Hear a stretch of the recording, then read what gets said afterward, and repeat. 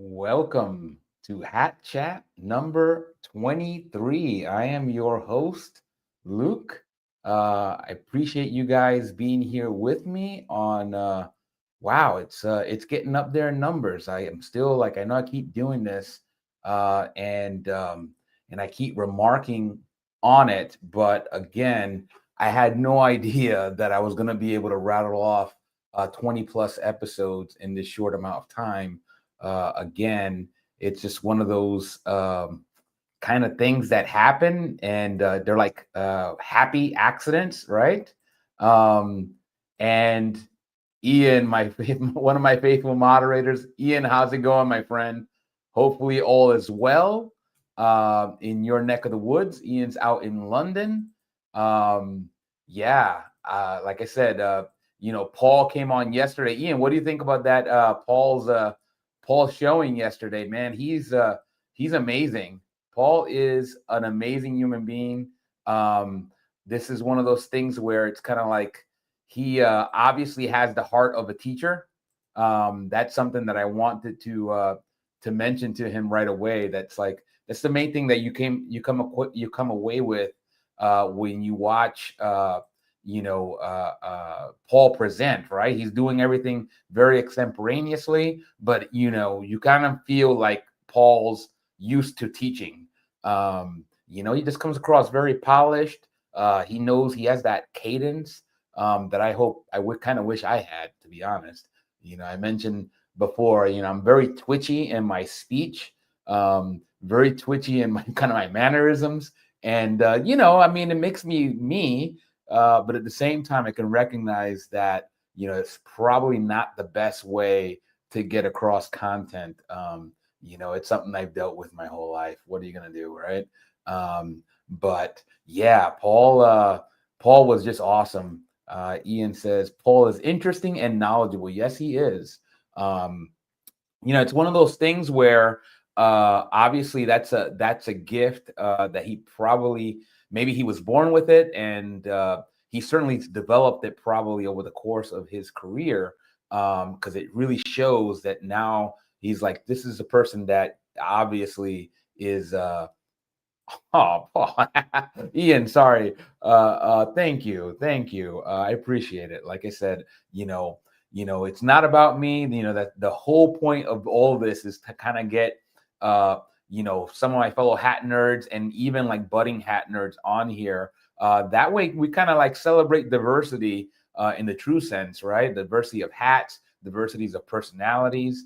I always mention this, and I'll reiterate it, that we're not our collections, right? You're not defined by the hats that you own. It's part of you, right? It's one aspect of you, but we all have an upbringing. We all have a city that we grew up in, and maybe we no longer live there, kind of like me in New York City. I identify as a New Yorker, but I haven't lived in New York City in well over 20 years. I'm approaching 25 years living here in the DC metro area. So I'm kind of like, wow, I'm probably more of a DC area person now than a New Yorker. I spent more time in the DC metro area than I have in New York in terms of years. But it's one of those things, like I said, how you identify and how you carry yourself, and some of that stuff is part of that makeup that you have. Hey, we got Paul here joining. Paul, that's a happy surprise. How you doing, my friend? I'm doing fine, thank you. I thought, well, I'm going to go and listen in, so I might as well join. I mean, if you want to throw me off, or I might not be able to stay the whole. Yeah, no, absolutely. Session, you can come and go as you please. Cool, thank you. It's always great to have you, Paul. Yeah, we were just talking about. Yeah, we were just talking about essentially like the. Well, one, I was just complimenting you on your way, I guess your manner of speak and your presentation style. It shows pretty much. I mentioned this. I'll repeat it. You have a heart of a teacher. Oh, thank you. I haven't thought of that before. I just imagine that probably came in handy over the course of your career. It's one of those things. I know I've gotten in front of audiences. Like I mentioned, I'm a researcher by trade. So I've done presentations in like more less formal gatherings, but also more academic audiences. And usually I get like I'm very self-critical, but hopefully if in addition to that, I'm also self-aware. Sometimes it's a gift and a curse in terms of like the mannerisms, the New Yorkisms that I like to do, or the Lukeisms. And everybody's usually very gracious about it. And I just try to improve. But the nice thing is that the channel is not really about me. It's about the community and spotlighting that, because again, we come from all walks, and everybody has their upbringing and all their influences. And that's the nice thing, is that we're not our hat collection. They're part of us, but we're much more nuanced and much more much deeper and more complex than that, right? Yeah, I think I'd echo that. I think one of the reasons I come on here as well is that going back a couple of years, I decided to come out of mainstream management of companies, and actually go into business coaching and mentoring and that sort of thing. But I've been used to having a whole a team around me, marketing team, sales team, the whole thing, and then it was just me on my own. And I realized that I had to get in front of a camera to start presenting myself and trying to build some business, basically, and I'd never really been in front of a camera. I'd always hired actors or other people. And so part of the hat process, I was going through putting together my ideas about the hat business, and in fact it wasn't really a business, it was a hobby then, but I thought, then why don't I start a channel on YouTube and start talking about hats? Because I think you find that if you're passionate about something and you like something, then you're less likely to go and stutter on what you're saying. And so that's really what made me get into it. And what I'd say is, anybody come on this channel, because it gives you a bit more confidence, a bit more excitement about the session that you've got going, and fun as well. It doesn't matter if you're not sure. There are other people here that can support you. Yeah, absolutely. Thank you, Paul. That's very touching. Again, and I'll reiterate this. Part of my background is in organizational behavior, right? And part of that field is the idea of how to create strong company cultures. Obviously, we're not a company here. We're kind of just a channel. We're a part of social media. But the idea, I really take it to heart in the idea that, because there's always the idea of how do we get employees identifying with the organization and wanting to come to work, right? So obviously I work from home. That's something that I shared before, but I still feel identified with the organization I do work with. And so it's very interesting that they're able to create this identification with myself, right? And even though we don't actually check into an office, nobody in my organization checks into an office. We don't have a company office. So I'm just fascinated by that. And I'm a big believer that the way you do that is allowing people to be their authentic selves, right?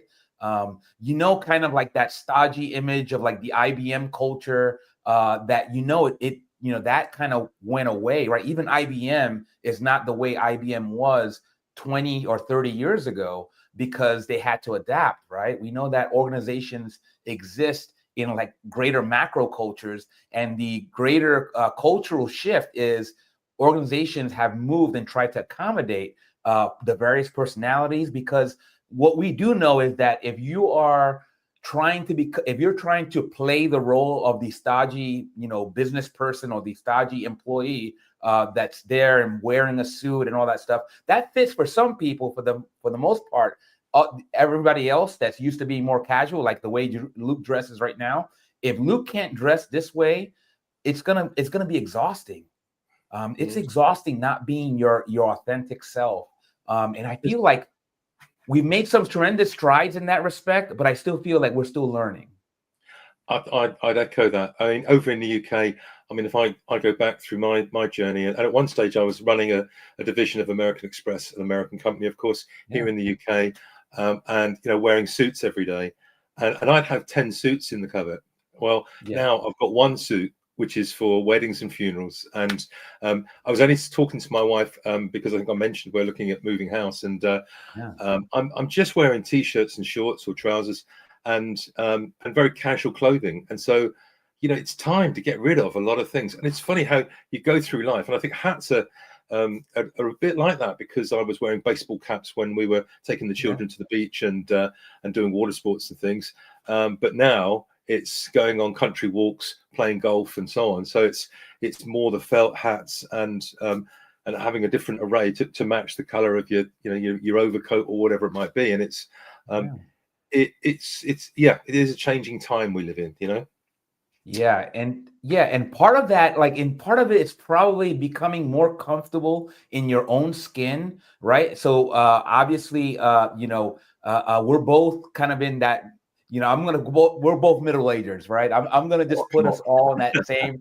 I know how old you are, Paul. We're both middle agers, because again, you have way more energy than I do. I mean, maybe my voice might sound like I'm energetic, but if you see me throughout the day, I probably don't get half as done what you get, Paul. I have a feeling that's true.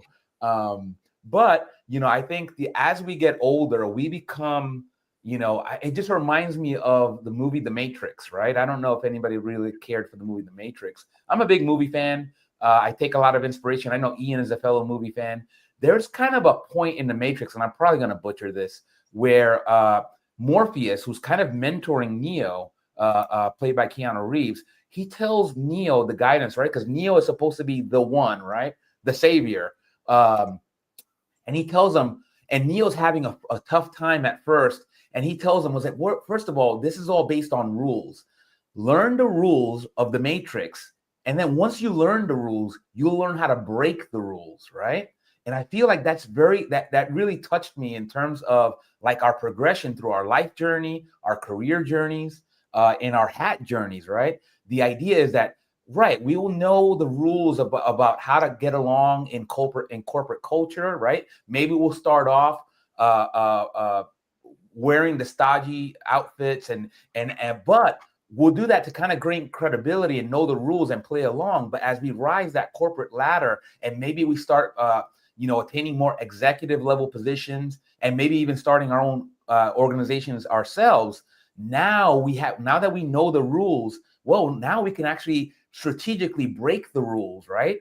Now it's like, hey, I want to be the anti-IBM, no offense to IBM, but maybe that's what you want to do. And that's beautiful, right? That's why choice is so great. Now, maybe you might start the next, I have to imagine that's the way big tech like Microsoft and Apple, Amazon, and all these other companies, they started off becoming the anti-stodgy corporate entity, and look how successful those organizations are. Just pontificate. I mean, I had no plan on talking about this. This has just happened organically based on what we were talking about. But this is what I want on here. It's all linked to hats, but it may be just a different aspect. Yeah. So I thought of a couple of topics today, if you want me to sort of put up 3 others. One of the things that I found very interesting, actually, when I first started wearing hats is, what do you do with your hat when you get to the restaurant, or when you get to the office, or when you're just at the golf club or whatever else? And it's polite when you're indoors. You see, there's hat etiquette, and that's another subject that I won't get into today, but it's quite interesting, actually. But I thought, well, okay, you take your hat off, you can put it down, somebody sits on it, you then put it on the table because that's rude, so what do you do with your hat? And I've actually got a proper Borsellino backpack hard hat carrier, but I've also got I've decided to go for rucksacks, and being a man of a certain age, I thought, well, I've got to get a decent one. So I think this is a coach leather rucksack that when I'm out and about, I can just open it up and not only have my computer in there and everything else, but my hat will just fit in there just very nicely. And of course, funny enough, it doesn't get crushed or anything. It seems to be working very, very well. But I mean, what do you do for yourself, Ian? So obviously, Ian, you can chime in whenever you'd like, but I'm going to speak for myself in that one is I'm going to go with the famous "it depends" rule, right?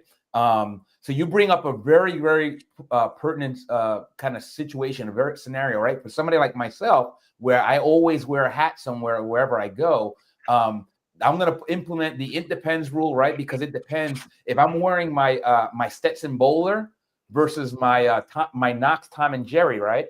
So I introduced the concept, and I don't know if anybody uses this concept, but I call this my knockaround hat, right? This is a hat that I love dearly, but it's a hat very much that's already came to me a little bit beat up, right? So if you look at the sweatband on this, it's well worn. It's even got a cigarette burn, I think, somewhere in here. There's a cigarette hole somewhere in here. I think it's on top right here, if you can see it. You can see it, yeah. Yeah. So this is a knockaround hat. So, you know, my Stetson bowler, it's only because that's the latest prize like that I got. You know, I would treat this hat and my Stetson bowler maybe a little bit differently. Maybe with my knockaround hat, I'd be less likely to worry about putting it down on the table right in front of me. But maybe my Stetson bowler, I'd probably be inclined to remove it and then hang it up on a hook. I'd be worried of getting food on it. I'd be worried about somebody crushing it because it's a stiff hat, right? This could probably take a crushing. Well, this one's a little bit stiffer, but that's probably because I got this one from Kevin Gerber. He probably went and cleaned it and stiffened it before he sold it to me. And I love both dearly, but for different reasons. This is just a hat where I don't want to think about what I'm wearing. I'll just grab this hat and go about. So I think that's what immediately my first reaction is what you described, Paul. Yeah. Great question. Well, what I had an inkling to buy a secondhand hat recently, and the reason I've got the box behind there is that it came in this box. Yeah. And I thought, well, look, I'll share this because this is obviously something that's from the sort of 1940s or 50s, and it's a proper hat box with a strap over the front here. It's obviously seen a lot of wear. But when you flip the catch and you open it up, of course, you've got an interior with like a satin interior, and of course this I haven't restored this yet, but this is what's turned up. So it's a 50 mil grosgrain here, a center crease, 2 pinches at the front. I think this is about a 7 1/4, but I don't know whether it's a 7 1/4 American or UK yet. But I don't know the brand. But interesting on the sweatband here, it's got the adjustable. I guess it's a cord or something in it. Where the little bow, you could actually undo it, tighten up the bow, retighten it, and that would adjust the hat. I mean, you don't see that today. You know? Yeah. I mean, that's just amazing. So this one's got to. I'll probably take out the liner, but of course the liners in these older hats, I'll just see if I can show you, are all stitched in. So it's something that's. Oh, I think I've got to. Let me just kill this phone call a second. Yeah, don't worry. Sorry about that. They know, Paul. They know. They know when we're on, don't they? Yeah.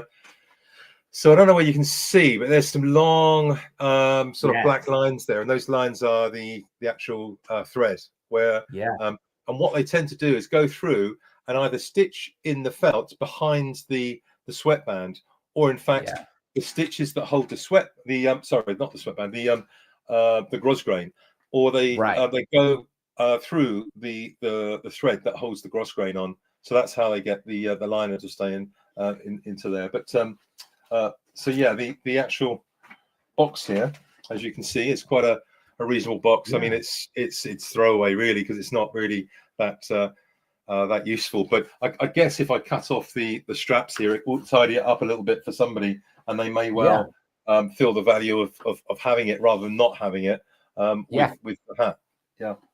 Yeah, you know, the funny thing is, and we were just talking about the rules, right? Obviously, we kind of know that there's such a thing as hat etiquette, right? And the idea of, you know, you enter an establishment and then you remove your hat, or especially if you enter somebody's home, you will remove the hat. Now I know that hat etiquette still exists, but the nice thing about, you know, kind of the shifting of cultures and of propriety. I do know, and I can't speak for the UK, but here in the US, because there's such a tradition of the I want to say it has to do with the baseball caps and with the trucker hats. it's become a little bit more socially acceptable for you to keep your hat on when you enter a business or you enter somebody's home. You don't see that often, and it could just be folks being polite. They said they really want you to remove your hat, but they won't say anything. But for me, it just like I sometimes forget. I do try to follow hat etiquette when I think to remember it. But I have been guilty of entering a home and then just having my hat on, only because usually the first thing I go do when I visit friends and family is that we're just hugging. We're just hugging, and I just haven't developed the I guess the habit of just removing my hat. And I totally not trying to be disrespectful. And the nice thing is, I have loved ones usually with me that will remind me and give me the nudge. It's like, hey, remove the hat. But I don't know if that's something, Paul, have you experienced as well?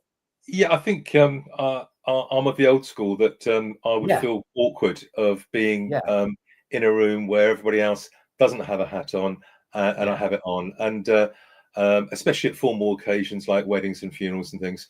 But if it was in the back garden of somebody's home when you're having a barbecue, I'd have my hat on because I need to protect my head against the sunlight. So I mean, not if it's if it's a cloudy day or something, but otherwise, yes, I'll have my hat on. I think you're better. You're safer doing what Paul does. Again, I get away with it sometimes because sometimes my demeanor, it's like Luke doesn't mean anything by it. Usually I'm with friends and family, and they know I don't mean anything by it. And usually even strangers kind of get an idea. It's like, okay, he's not trying to be disrespectful. But I think when in doubt, follow the appropriate hat etiquette and remove the hat.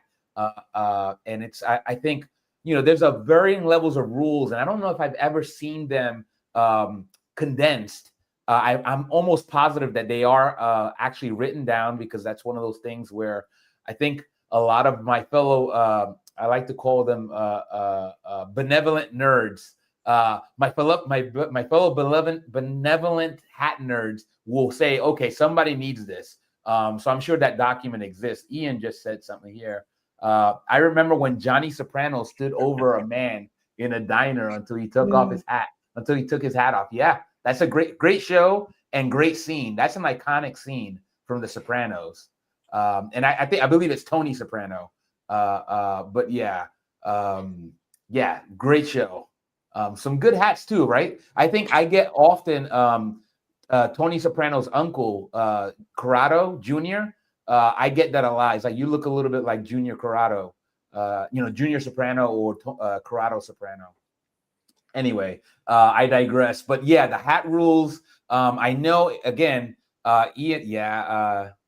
No worries, Ian. Like I said, I just wanted to make sure it's like only because I'm a fan of the show. And I'll do that. Hopefully, you take his corrections as good as I do. Hopefully, but basically, the hat rules of etiquette, and I'm sure, Paul started this off about asking what you do when you enter a restaurant, right? And again, that also I think depends, your level of I want to just call it, for lack of a better term, neuroticism, right?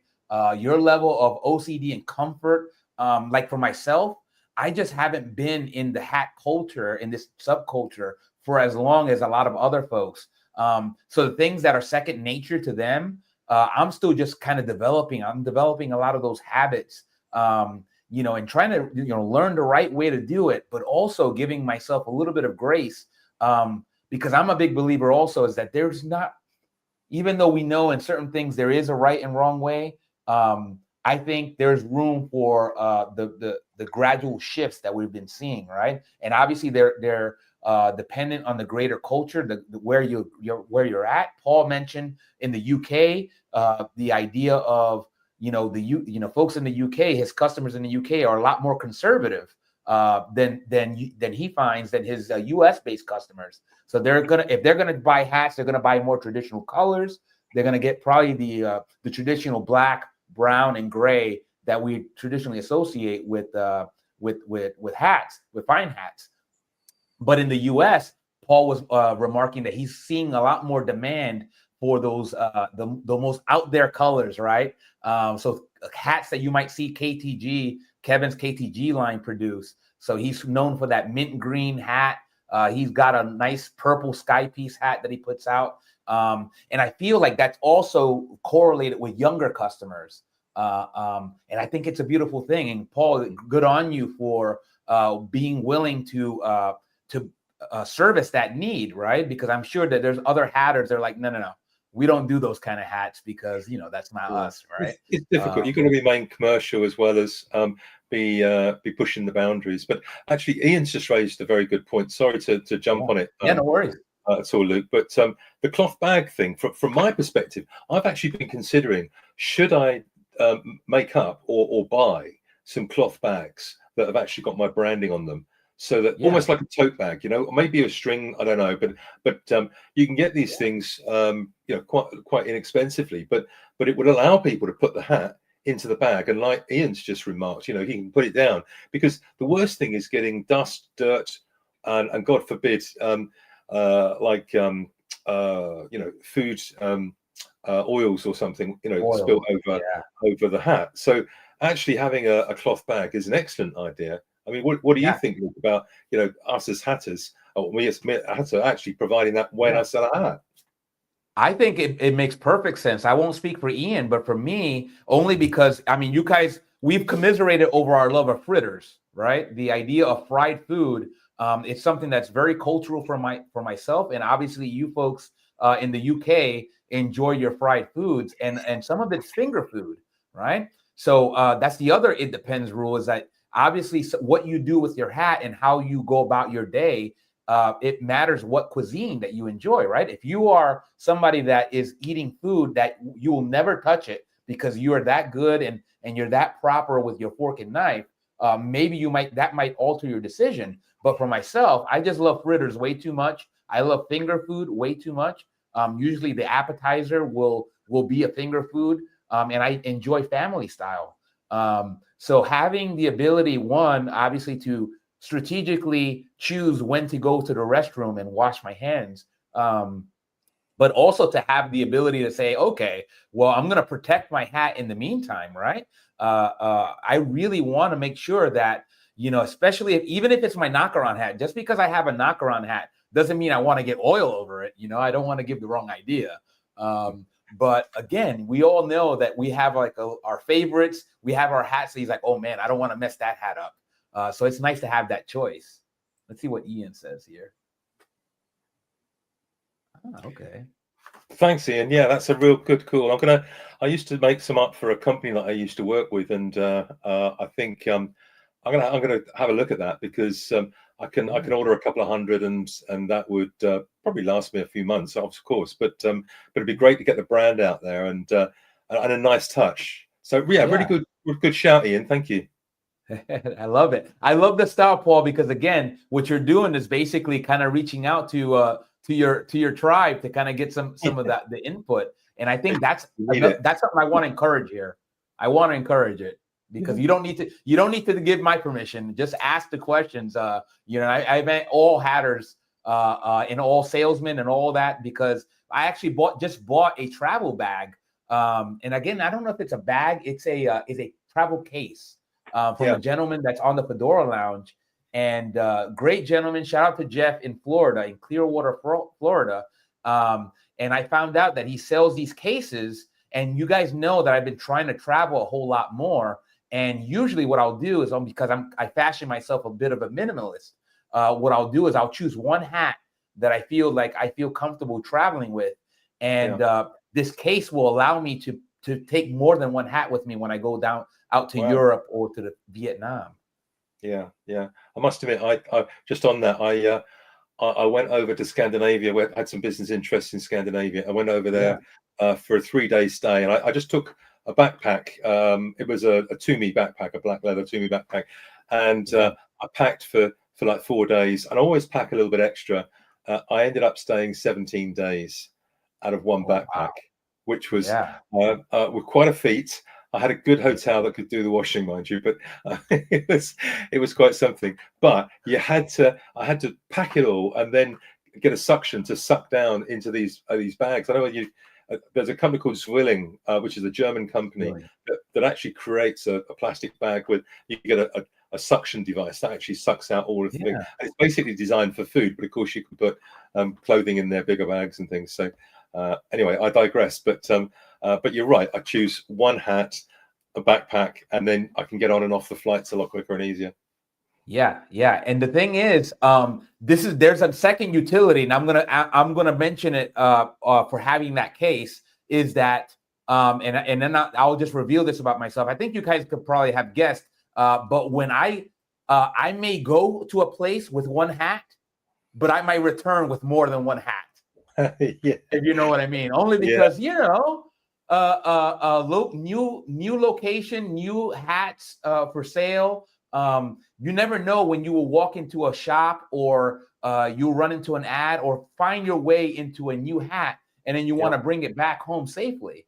So that's another good use for having that hat case. I may go with one, but I may come back with several.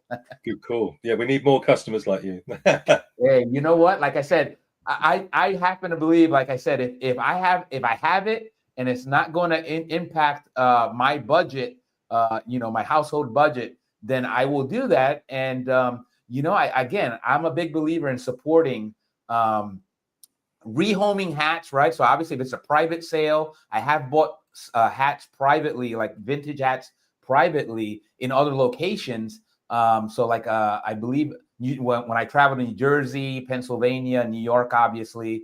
But I was just recently in Columbus, Ohio, and I was scouting out for hats. So now, thanks to Jeff, actually, I put in my order. I friend requested Jeff, just picked his brain for a little bit, and then I immediately went on to his eBay. And I'll get Jeff. I'll try to get Jeff on here so he can kind of demonstrate, given that it's his product. But I was really touched because Jeff remarked that he was tired of seeing the big brands sell the same case for twice as much. And no offense to them, I'm like, if you got the money, then you want to spend and have Stetson on there, or Borsalino, or whatever brand you favor. That's one thing. But if you just care about the function and you don't care about the brand, well, Jeff now allows you to buy that case probably for half that price. And it's good to have choice. It's always good to have choice. So we'll hopefully get Jeff here. Cool. And I'd be remiss if I didn't mean to forget, but I absolutely won't forget. But one of the things that I wanted to accomplish here, besides hat of the day, was just to shout out a fellow Fedora Lounge member, RickP, who recently lost his faithful companion, his chocolate lab, Mr. Moose, passed away. I believe it was yesterday in the middle of the night. RickP is a beloved member of the Fedora Lounge. Mr. Moose was a fixture. Rick is in East Texas, and Rick, besides having a fine hat collection, Rick is known for being out in his backyard, and Mr. Moose somehow making his way into the shot. And I had no idea that Mr. Moose was diagnosed with cancer, but apparently Mr. Moose passed away. And he was every bit beloved member as Rick and anybody else on the Fedora Lounge. So I actually wore my Mallory Retriever model, even though Mr. Moose was a chocolate lab. This is my Mallory Retriever, and it's my dog hat and my tribute to Mr. Moose, who is gone, but definitely won't be forgotten. It reminds me of a great Mitch album. I'm not very well read, but I have read a book, one of his books called Tuesdays with Maury. It's probably one of his more famous books. And there was a great quote in there that said, oh, wait a minute. Let me make sure I don't. Death ends a life, not a relationship. So anybody that's ever lost a loved one could probably really empathize with that quote, in that, even though that person or that pet is no longer living, it doesn't cease the relationship. So that's basically my tribute, my very small tribute to Mr. Moose and to Rick, and my condolences on his loss. and his family's loss. You know, we all lost a friend in Mr. Moose. You know, it's just, again, I have a cat. I'm not a dog person. I'm kind of a very new cat dad. But I know what it's like. They become members of one's own family. And then when they pass on, it's a big loss. So yeah, so I wanted to kind of just make sure I mentioned that before we continued. But shout out to Rick, shout out to Mr. Moose, and shout out to your dog and your cats and whatever other pets that you happen to love. Like I said, make sure you guys give them a big hug. That includes your kids and as well as your parents out there. You know, we cherish these folks and these animals, and we bring them into our lives. And sometimes they're taken away from us too soon. But it doesn't mean we forget, right? Just like the bad events that we talked about in some of my past streams. Just because we don't like the idea of thinking about their loss, it doesn't mean that we can't remember the good times. So yeah. Segue, yeah. I mean, Paul, great questions. You know, I think living with hats, there definitely are adaptations that I think we do that we make that we don't even think about, right? Paul mentioned a great tip about like basically making sure that you remove your hat with you, not by the front of the crown, because it actually weakens the hat. And that's something I learned, and I'm going to try to incorporate, right? It's like I'm a creature of habit. So when I know that it's an important change, what I'll do is I'll try to do just the remember it overtly and just remind myself, or maybe I'll remind my loved ones to say, hey, could you remind me to remove my hat? I just happen to be I just happen to have a personality where I don't mind being corrected. I don't mind somebody doing that. Maybe you guys are a little bit different, but for me, it just helps build really good habits. I think my posture is another one that, you know, and I'm trying to slowly build little improvements, right, in my my day-to-day habits to kind of improve my quality of life, and in my quality of my hat life, right? Because I do want to make sure that I take care of my hat, because like I said, it may not be my hat, it may not stay my hat, right? If I sell a hat, I want to make sure that I take care of it to the best that I can, so that when I rehome it, that new owner can kind of enjoy that hat for as long as they own it. So, you know, in terms of questions of the day, I don't know if anybody had any other like things that you want to talk about. I want to make sure that we, even though it's, you know, I didn't put it up, I would definitely always do. That's the whole point of this, is to kind of come up with these kind of just things like, if you ever wondered, I do this weird thing. At least I think it's weird. Do you guys do that too? You know, because I think that stuff is fascinating. Sometimes we kind of want validation that the things that we're doing are not weird, but everybody does that, right? Sometimes I catch myself saying that everybody does that, even though I have no data points to show that actually is true. I don't know. I mean, a question that I get asked quite now and again is from somebody that wants to start a hat collection for whatever reason. You know, where do they start? What's a reasonable first hat, and what, you know, material, price, style, and then what is a reasonable number of hats to have in a collection? Bearing in mind, a lot of my clients have wives that that probably collect shoes, handbags, and everything else. They want to get in on the act, so they want to know, you know, what's a reasonable amount. And it would be great to hear what your listeners and yourself think, Luke, on those questions.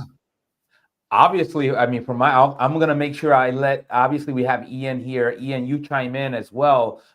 Again, I will confess that, you know, I always did. I have more than one hat, but less than 100. But my actual collection is around 30 plus or so, in the low 30s. So obviously, I think, and, you know, I'm going to go out there and put myself out there. I think that's too many hats, personally. You know, Paul, you mentioned at some point, and I don't know if that's changed, but you mentioned having upwards of 60 hats, right?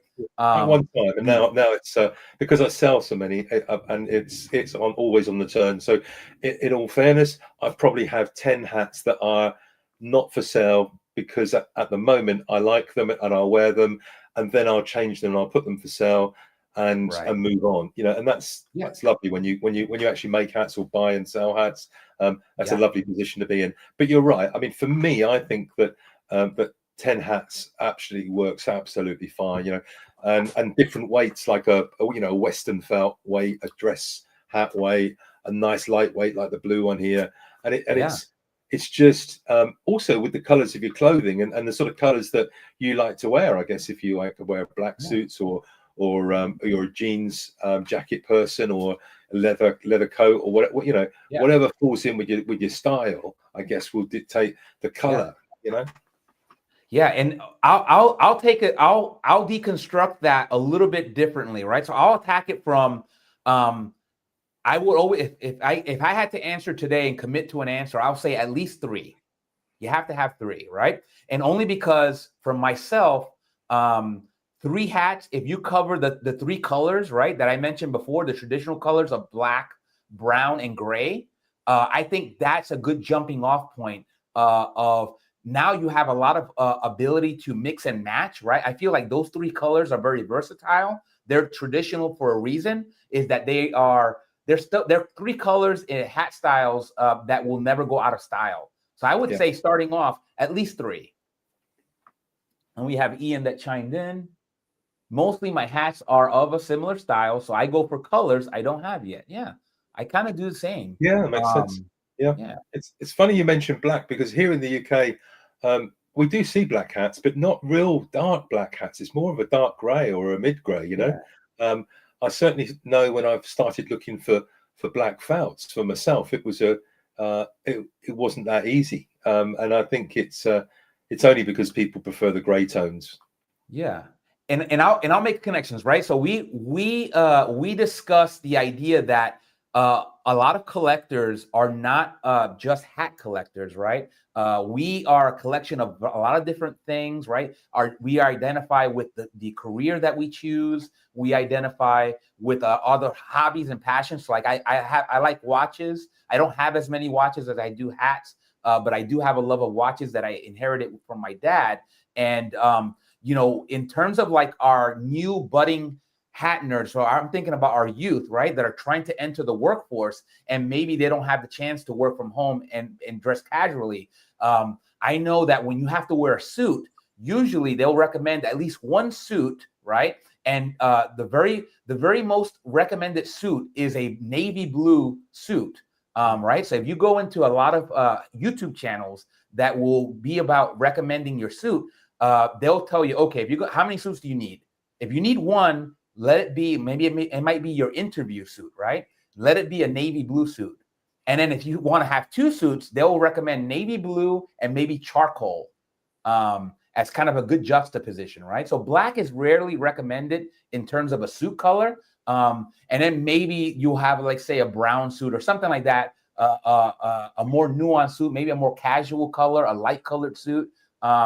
But I feel like if you know that you're going to if you're going to bring a fine hat into the workplace, I feel like your wardrobe should dictate what your hat, at least how you start. And I have a hat black as Newgate's knocker I wear for funerals. All right. I'm not familiar with Newgate's knocker in that term. Paul, are you familiar? I don't know. No, not quite. You've beaten me on that. You might need to explain a little bit. It sounds hilarious. Ian is known for throwing in a lot of the I'm just gonna call them Ianisms, because I don't know where the line between Ian's personal choice of words versus that of London speak or just UK speak in general. That's why I asked Paul. I'm still infatuated with the word nipper. When I was a nipper, I just think that's adorable, to be honest. And I'm gonna probably start saying nipper, to be honest. Hopefully nobody's offended by that.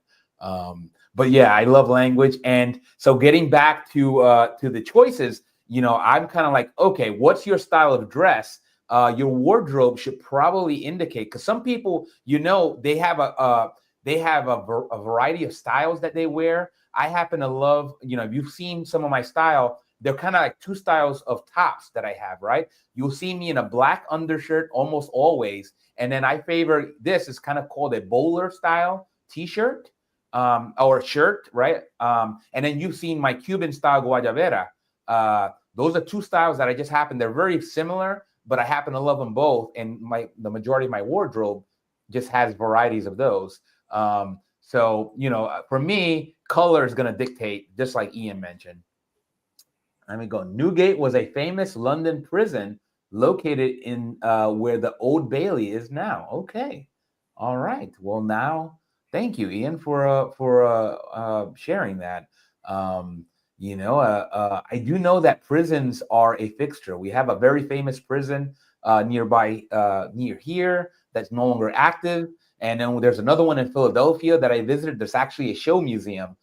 They converted the museum, the prison, into a museum where you can actually pay and see, you know, see the grounds. I think that's fascinating, to be honest. But yeah, back to the question at hand. Yeah, I would probably, if I had to answer that question today, I say I start off with, well, you know, and one, I obviously you start off with the one that you can afford, right?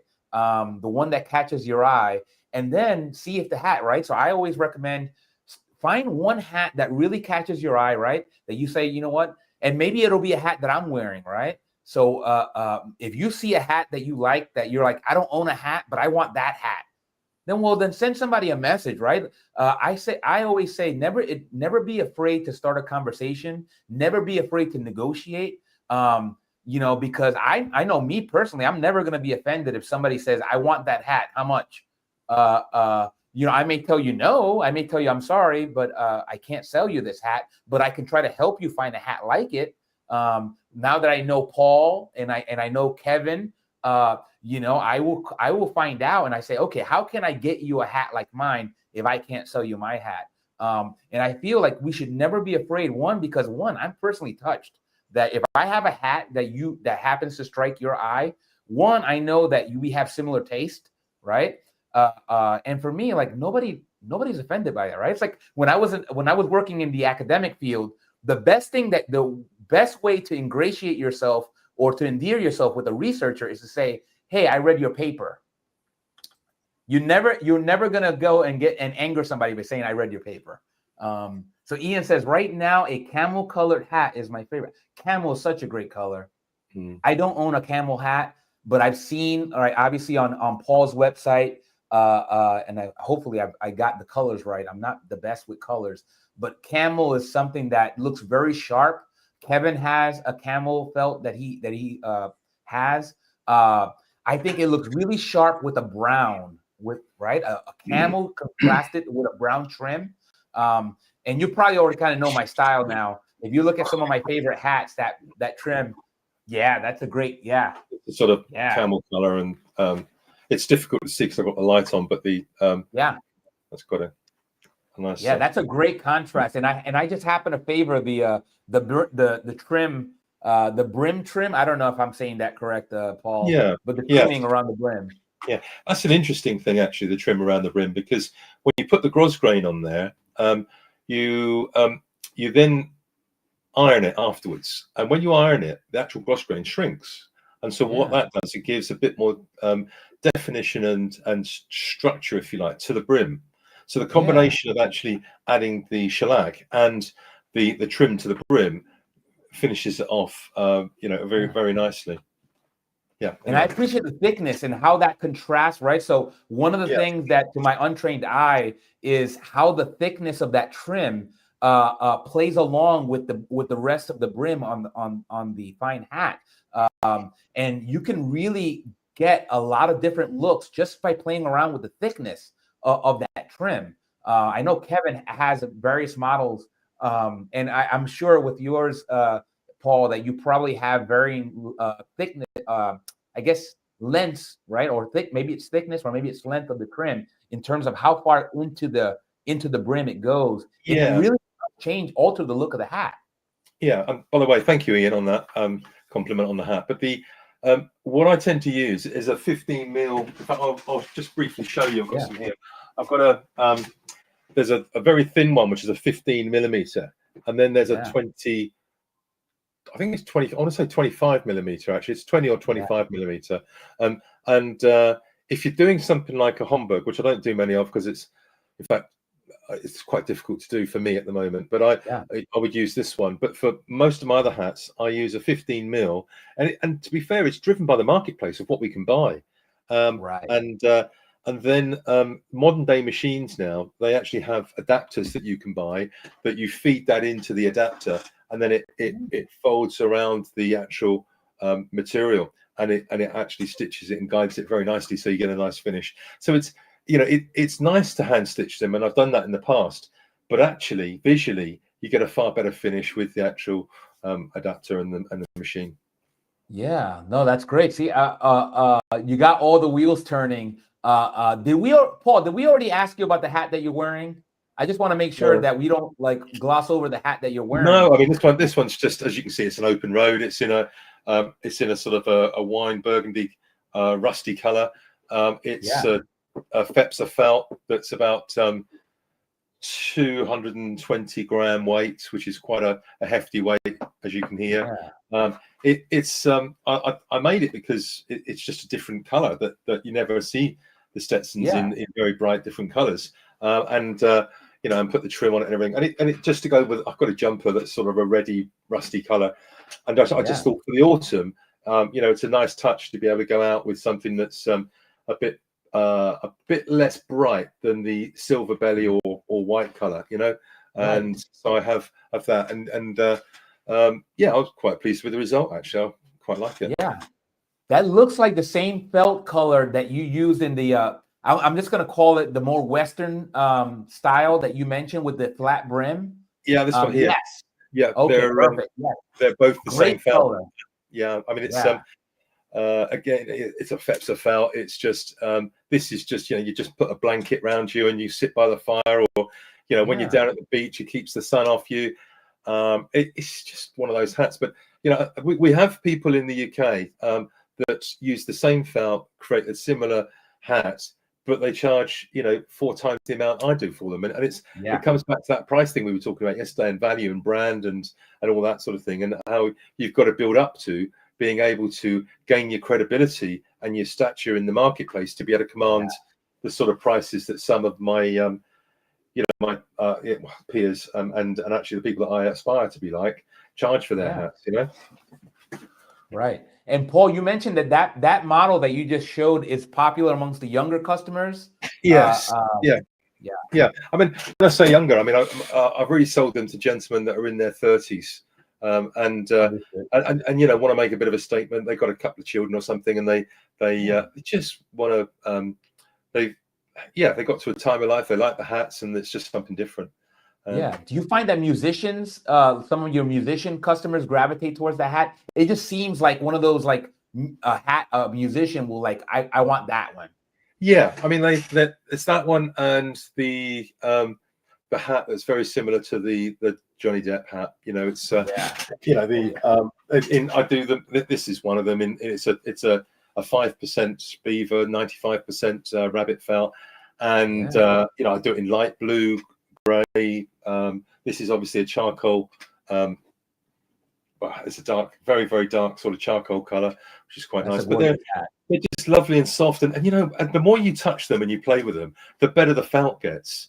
You know, and but again, it's a style that you either like or you don't. But the musicians tend to like it. It's an easy to wear hat.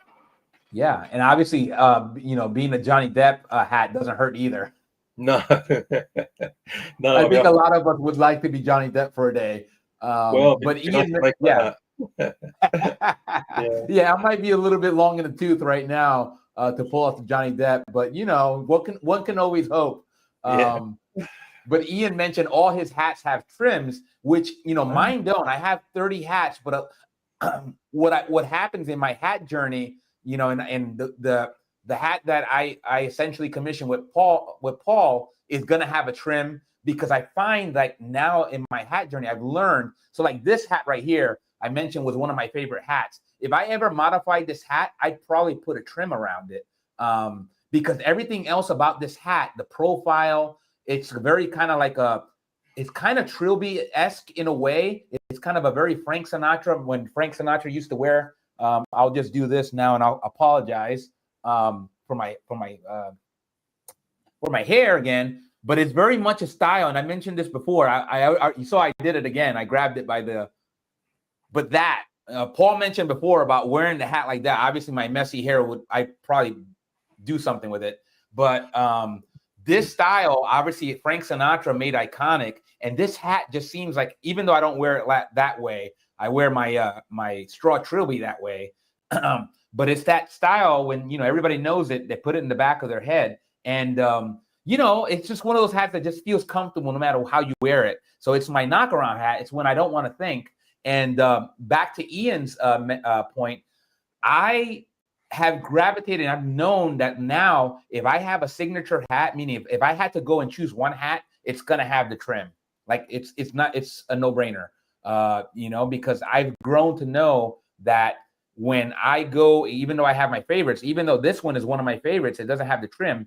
If I had to modify, which you guys already know I don't, I would put trim on this hat. You know, just. Again, it's why having choice is always a great thing, right? You know, that's why essentially we some of us are tinkerers, are natural born tinkerers. We get a hat like this, and then like Paul's journey, he started messing around with modifying some of the hats. You did it for probably a more different reason. You did it because the hat was unwearable, more or less, and it had to become wearable. But others are like, well, this hat's perfect, except it needs this or that to look better, and then I'll keep it, or maybe I'll sell it or whatnot. But you know, it's sometimes it's done for functional basis to make it wearable.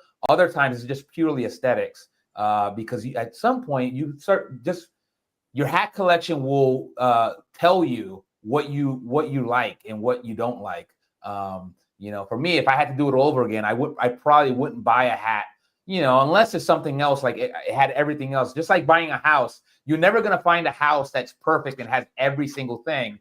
But what you do is you put up a checklist, maybe, right, and say, this is everything I want, and then you try to find a house that covers as much of that checklist as possible, and then you deal and you compromise on the rest. I mean, it's just the way it is. Oh, somebody, Ian just asked a question here, I think. Am I right that most stingy brims are untrimmed? It's been my experience. I've been called a stingy brim master, but I'm definitely not. It's just the style that I prefer. I feel that, yes, Ian, a lot more of the stingy brim hats that I've come across have lacked the trim, and I think it's a little bit of a shame. But I do think that there's a reason for it. I think a lot of folks feel like there's a certain, when you have a stingy brim, right? By definition, the operational definition that I think most of my fellow hat nerds will use for the stingy brim is 2 inches or lower. That's something that it's not. Some people argue it has to be under 2 inches, but I feel like 2 inches and lower qualifies as a stingy brim, at least for me. And I feel like when you get into the 2-inch mark, a lot of folks, I guess a lot of hat makers that will create the stingy brim, they feel like that's already too little real estate. And I feel that's a shame, because I feel like even with 2 inches, or even with 1.25 inches, I think that's still plenty of room for you to add a little bit of trimming and in there, and it looks really sharp to me, to my eye. That's a great question, Ian. Again, so I guess the short answer is I can't tell you definitively, but in my experience, it certainly has held true that the stingy brims are usually they don't have the trim. I'm just looking at a hat on my wall here, and it's one that I don't know whether you guys have got. It's a hat made of Nutura. Have you ever? Oh, I don't. No, yeah. Have you ever heard of Nutura? Hang on, I'll bring it down. I've seen them, but I never owned one. Nutura is a South American rodent that is a bit like beaver, but this is obviously a bluey grey colour, and you're talking about the stingy brim and untrimmed, and this is very much like that. So it's a trilby specification, but it's a very underrated material, in my opinion. It's something that that people in the UK don't tend to know much about and don't value it. Yeah. This was made in Argentina by a company called Lagor Maracino. I can't Okay. even think I've said that the right Yeah. way, but what I understand is that that company was sort of a run-of-the-mill company that I think JJ Hats was selling them, and there was obviously one or two people in the UK selling them, but they're quite rare to find in the UK. But they feel so soft. They really are like beaver, but they are just as good, if not better, value for money. A bit more robust. That felt looks luxurious. And is that color? So I think I've seen that material usually in that, like it comes across almost greenish, and I don't know if that's your camera. Okay. Yeah. No, it is. It's like a greeny grey blue. It's an unusual color. Obviously, just a straightforward slit down the middle there. But it's a nice hat. You know, it's one that I've had up for sale for a little while. And I think the reason why it's probably not sold is because people don't understand what Natura is, and it's a shame because you know, it's a fabulous hat for there we are. Ian's seen a lot of it, but hasn't had a hat made of it. But it's one of those, Ian, that it's well worth buying one if you can get one at a reasonable cost. And have it in the collection for a little while, and then move on. I mean, but they're very good at water resistant, the same as beaver and so on. And they're quite. This one's quite lightweight, so it's good. But anyway, I just saw it on the wall and I thought, there's something else to bring up if you've not had a Natura hat before. Yeah, I'm actually, excuse me for 1 second. I'm going to go grab one of my hats because now that we're doing show and tell, I've shown this hat before, but I kind of want to bring it in because we were talking about the trim on the trim on the stingy brim. I'll be right back. Yeah. And then in the meantime, Paul, just FYI. Yeah. Well, Ian, just give me a shout out what size you are, and I'll keep an eye open for you. But it's part of the fun is looking around the various sites and seeing what's out there, really, isn't it? And grabbing what you can when it's there. Okay, so this is the hat. So this is the hat that kind of gave me the style. So like I said, if Luke said, okay, if somebody went and said, Luke, what's your signature style hat? If you had to build one, it would probably be something akin to this, only because if you can see, right? So you can see I did a whole segment on this hat because you can see that it has a little pin here. It probably can't come across. It's like a little bit of a snow cone with wings, right? Yeah. And then I posted this on the Fedora Lounge, and one of the guys that posts regularly, his name was Nathan, and he goes by the Lost Cowboy or the Lost Cowboy. Anyway, he said those are jump wings. Those are military jump wings from the U.S. And then he asked me, he's like, did you put that there or did you buy it that way? And I told him I bought it that way. So that gave me a clue that this belonged to somebody that went to jump school in the U.S. So there's an origin. I think that's another thing that we can also talk about at some point is the idea of the decorative pin, right? Well, it's funny you should say that because I've just been looking today at designing a range of decorative pins with the initials. So A to Z basically is what I keep in stock. And then obviously for myself, I'd have a P because Stetson, for instance, puts an aeroplane on their Strataliner, and they've got the JBS on the actual open road. And I just thought it'd be nice to have. Yeah, there we go. But Ian takes them off. But it's interesting how people want to personalize or declutter their hats. Yeah, speaking of pins, this one, the Mallory for today. It won't come across, but that pin that's there is actually a golden retriever. Oh, wow. Now, again, because this is a vintage hat, probably from the 60s, maybe the 50s. And I have no idea if this is something that Mallory put on there to begin with, meaning they manufactured this and you bought it with the pin, or somebody added the pin later on. That's kind of the gift and the curse about trying to come up with the history of the hat. What have we got? We have a maker in the UK that's called Layered, and Layered Hats is a relatively new brand, to be fair to them, and but they seem to have done very well, and they make a nice middle of the road felt hat. Yeah. And they do these lovely. I think that if you're a country person and you've got your Dubarry boots and they tend to buy these feathers and dress out the hats. I've just got a few here, but I must admit I don't get requested much for them, but I just keep one there if I'm going to the races or something. I'll make something and put it on there. Yeah, and that's a whole other show to begin with, the feathers, right? We all kind of know that besides pins, the way one displays the feather, the size of the feather, whether you choose to be a feather person or not, that's a big part of like making a hat your own. And that's kind of like the idea, like when just like somebody customizes their own car. Right. Yeah. So some people, they're big on making sure that the car looks exactly the way it did when it rolled off the factory. Other people will modify the heck out of the car because they want to make sure that it's their car. Nobody else has a car like this.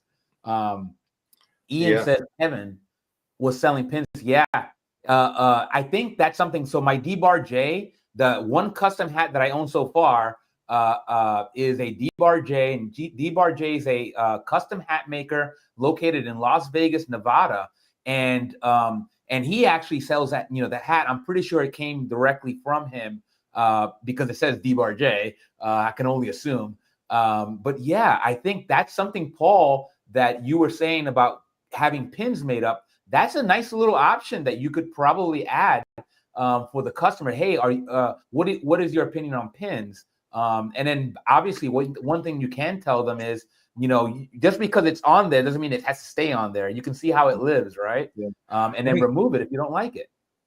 The challenge we've got in the UK is that, the traditional market over here has been traditional hats. And, like my personal taste is something that's a little bit different, and I like wearing these linen scarves and, a nice, an unusual sports jacket or something.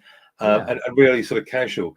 Really, I'd love to be able to make colourful, stylish hats for men that are in their sort of late 20s through to their 50s, that sort of age group. Yeah. But we're not there yet. We've got a real education process to go through. And I was looking at the Hatters Guild today, and I think it's called the Hatters Guild. Let me just check. The British Hat Guild. And the work that they do, and actually becoming a member of something like that. And I don't know, it's going to be a while to explore that and see whether it's worthwhile and so on. But clearly there are some interesting people and brands that are members of that, and I think they're trying very much, from what I read, to influence the market and change it and so on. But it takes time. Yeah, absolutely. And, Ian says here, I was tempted by a square iron antique nail once. I'm assuming, Ian, that was a pin? I'm just trying to make sure I understood what you were trying to convey. Was the square iron antique nail, was that a pin that you were going to put on your hat? Sorry, sometimes the caffeination, does a little something to my brain. Oh, as a pin. Okay, so I was correct. As a pin. Yeah. See, again, as Paul remarked, probably in the UK, maybe pins aren't as big because of the more conservative style. But I know in the US, definitely people are a lot more open to pins. The other thing, the other market I mentioned, and we talked about this yesterday because we had Steve Heck, who has an amazing German and Austrian hat collection. I feel like the Germans and the Austrians are really big on pins because I feel like a lot of those, I call them Tyrolean hats. I think some folks call them Alpine hats, right? And they're like covered in pins. Like they're really decorative. Like it's almost like expected that your hat, your Alpine or Tyrolean hat, is covered and adorned in pins. And it's just funny how you see the various levels of expression.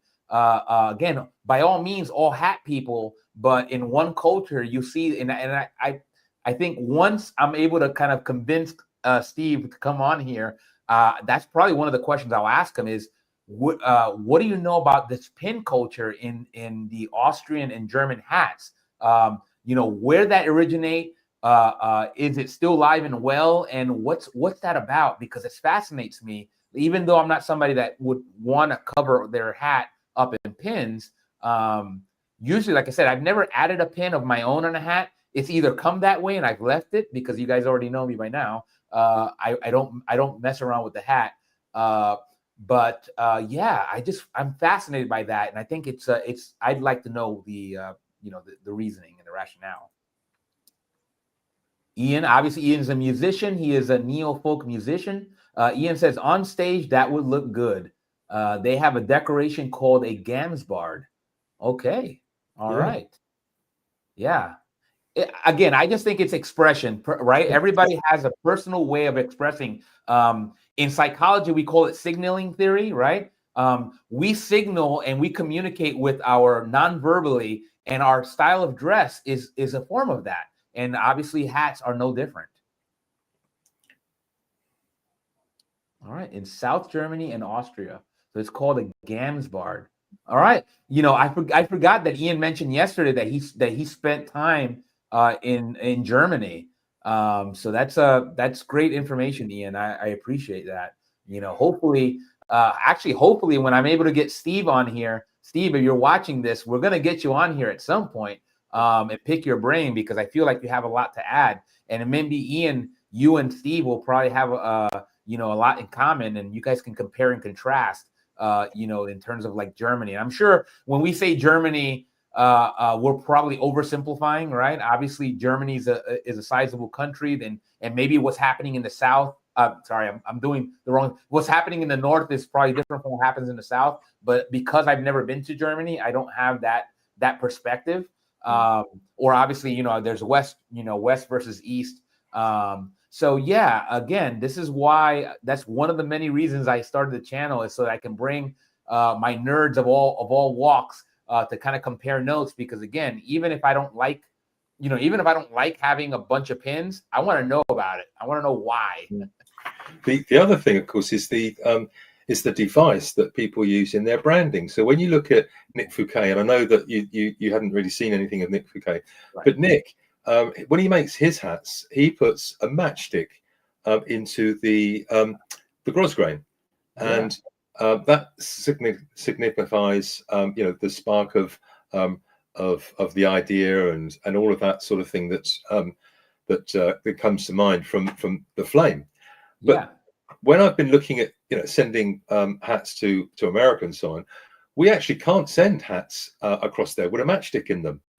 Because it will ignite. So I wonder how he gets around that, or maybe he doesn't. Maybe he just sends them and doesn't. I don't know. It's just just an interesting one. I mean, I've got a little pencil, so I put a little pencil in some of my hats, and it's really a nod to my grandfather, who was an inspiration to me.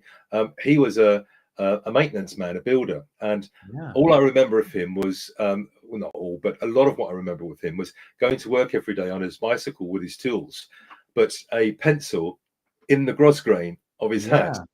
And so now I'm going to put these PJ Murphy and Son on the pencils and stick them in the hat grosgrain. It's just a tilt towards the history and the I think the culture as well of your brand, and it's just adds to the story.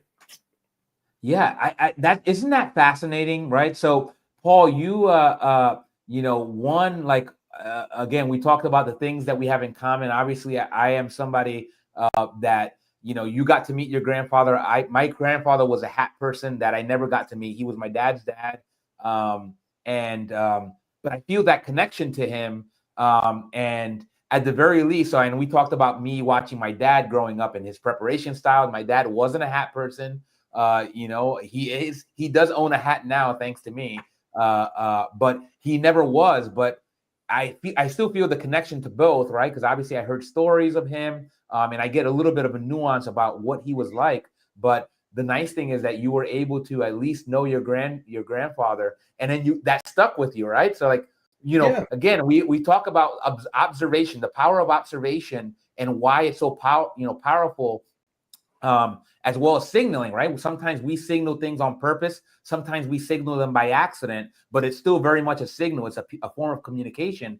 And kids listen. Kids are like sponges. And I always mention, I never fail to mention the kids because, again, they're being influenced by what they see around them. And if they see a fine hat and then you carry yourself with dignity, you might be creating a new hat person. You don't even know it, you know? No. Let's see, Ian just added something. I'm a sucker for dad stories. I mean, if you want to get on here and talk about dads, like you got me hook, line, and sinker. So Ian says, my dad wore flat caps. I do occasionally. Yeah. I only own one flat cap. Very big in the UK, going through the ages, and I mean, gosh, I remember buying a flat cap many years ago. But yeah. Good. Yeah, it's an iconic look. And the gentleman that I mentioned, that I believe he's in Brazil, Fabio Van Horst or Hurst, that posts. If you watch this, Fabio, great wardrobe, man. He's one of those guys that just dresses to the nine. I mentioned him before. And besides having a fine collection of fedora hats and fine hats, felted hats, he has an excellent collection of flat caps.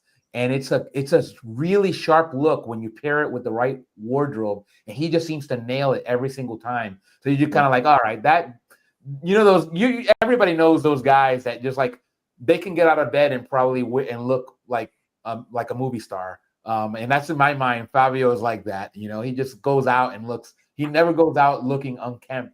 So you can't beat that.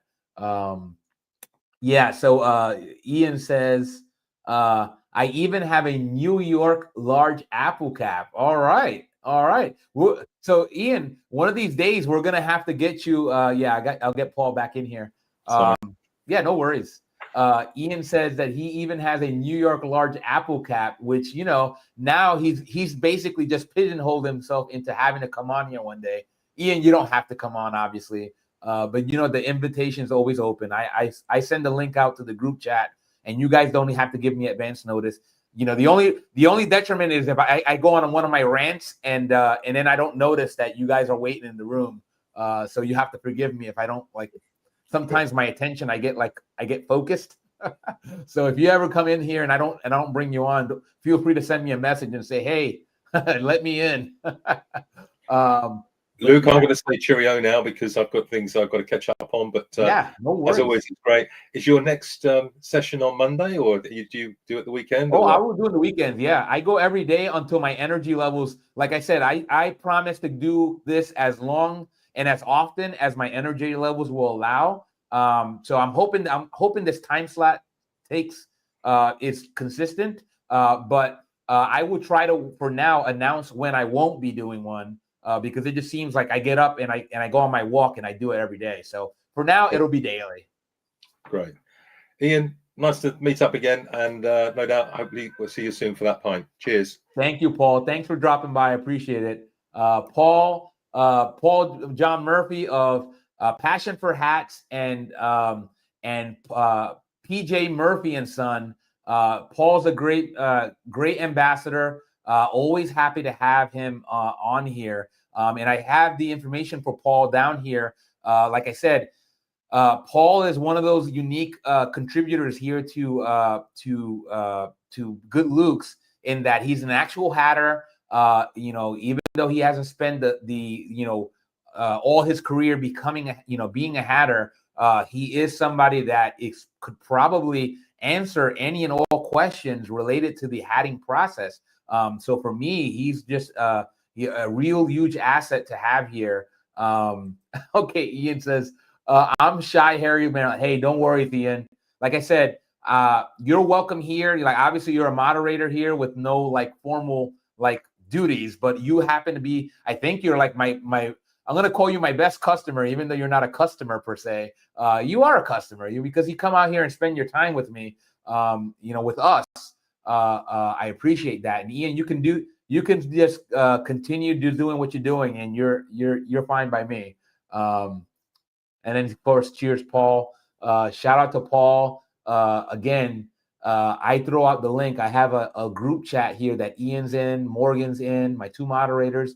Paul's in there. I'll probably add some more folks in there, just because, I don't know, I just want to have a core group, as long as, everybody's willing.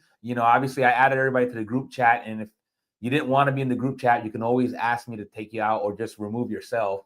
I just wanted to have a captive audience to kind of bounce ideas. Yeah, he definitely is, isn't he? Ian's absolutely right. Paul he's got a heart of a teacher. And you kind of know that he's got a lot going on, just in life.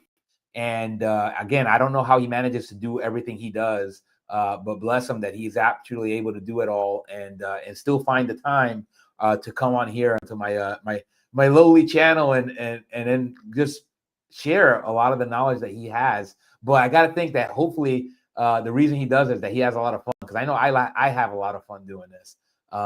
It's just one of those things where, again, I haven't really shared. I shared this channel with like a lot of my immediate family, but a lot of my like friends and my extended network, so to speak, I haven't shared it, only because you know how it is. When Ian, I don't know if you get the same thing. If you wear a hat every day, and then you start sharing the fact that, because I already get a little bit of questions, even though like my family is a little bit forward. Like we love each other, but we're not afraid to say, why do you keep wearing that hat? And like I said, it's one of those things that it's not like they're telling me like not to wear the hat, but it's kind of like, it's like that friendly ribbing, like busting the chops is like we like to refer to it here in the States. They'll bust my chops a little bit, but I haven't like shared this channel with like a lot of my extended friends in that network, only because they won't understand, right? They don't like they already think it's a little weird that I wear a hat every day, a fine hat. Again, not that I'm scared of being weird. Like you don't go out in a fine hat and not expect looks, but at the same time, I'm like, you know what? They won't get it. But again, I'm not scared of sharing the channel. I just feel like right now in the early stages, you guys that happen to be watching, you guys are insiders, right? You guys are like my early watchers, and you guys are going to kind of contribute to where this channel goes, right? You saw Paul popped in. Like we didn't have a set program in here. I basically just shared the link out with my inner circle. I'm going to call you guys my inner circle, my board of directors, right? I shared it with my board members, and Paul just happened to pop on in. And like I said, I'm going to keep that happening for as long as it makes sense, right? I have the ability to get as many as 6 people on here, right? And that's only with the unpaid, the free version of StreamYard. I'm going to point out here because that's where StreamYard logo will appear to you guys. But StreamYard in the free version of this will allow me to get up to 6 people on here. And so that's what I'm going to do. It really is just like Cheers, that place where you go where everybody knows your name and they're always glad you came, right? Ian says, friendly banter is common here. After my apprenticeship, I became immune to embarrassment. Yeah, Ian, absolutely. I've never done an apprenticeship, but I'm very much akin to the idea of once you get to be a certain age, once you've had a certain amount of life experience, you're not really embarrassed anymore, right? You'll probably say it, but just to be like kind of in jest, right? I know for me, it was like when I hit 40, right? You hit 40 and something changes, right? And maybe just a number really hits you. And you just like a lot of things that you really were uncomfortable wearing. You're now comfortable wearing. A lot of things you were uncomfortable saying. You're now comfortable saying. And what happens is you kind of just say, okay, hopefully I'm in company where they will extend me grace. But you're also comfortable saying, you know what, if the current company I'm keeping will not extend me grace, then maybe I need to keep new company, right? There's been people that I have ushered out of my life for a reason, right? It's like you got to be careful of the company you keep, because time is valuable, right? That's why I'm so appreciative of Ian and of Paul and of Morgan and all the folks that chosen to spend just a little bit of time, because the most valuable resources you have, the resource that we all have in this life journey, is our time, right? Time is more precious than any commodity that you could ever have.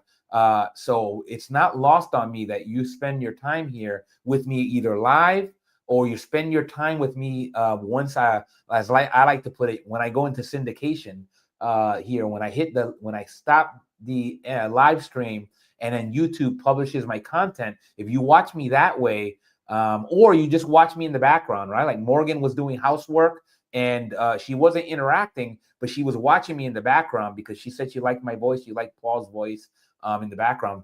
However way you choose to watch and spend time with me, I appreciate it, because, I mean, what bigger gift could you give me than your time, right? Ian says, my closest friend said I would suit a fedora. Advice I took and never looked back. Yeah. You have I think that you have a very good friend there. I think we all know that the fedora is something that, I don't know, it's a classic look, and it's something where if you want to appear wiser than you are, or shrewder than you are, I feel like a fedora is a good look. So I think your friend told you, probably already showed you, at least that's probably the one instance. He or she has probably already showed you many other ways. That's why you refer to them as your closest friend. But in psychology, we like to refer to as objective indicators, right? Behavioral indicators. I think your friend kind of gave you a behavioral indicator of why they are your closest friend, right? And that's probably why you took their advice to begin with, and you never look back, right? You kind of might make sure you thank that friend if you haven't already done so. Maybe buy him a pint and just say, hey, thank you for bringing me into fedora life, right? Hat life is a good life. Only because it's by choice. It's brought me so much, and I hope it's done the same for you guys. Ian says, also my ego hammer. Yeah, you got to have that. Really important to have that ego hammer, right? Because sometimes, like hubris is a great, sometimes can be a great motivator, a great driver of behavior. But our friends, our really good friends, are the ones that do this, right? It's like, hey, check yourself, man, right? There's a great rap song by oh boy, it's Ice Cube. And again, if you don't like rap, that's okay. I grew up listening to rap music, but there's a famous song lyric that says, "Check yourself before you wreck yourself," right? And I feel like, even though like that song may not resonate, maybe those lines resonate with you. And that's what a good friend will do for you. They'll go like this: "Hey, check yourself before you wreck yourself." It's like it's good words. You know what I mean? You have to listen to that, because if you don't,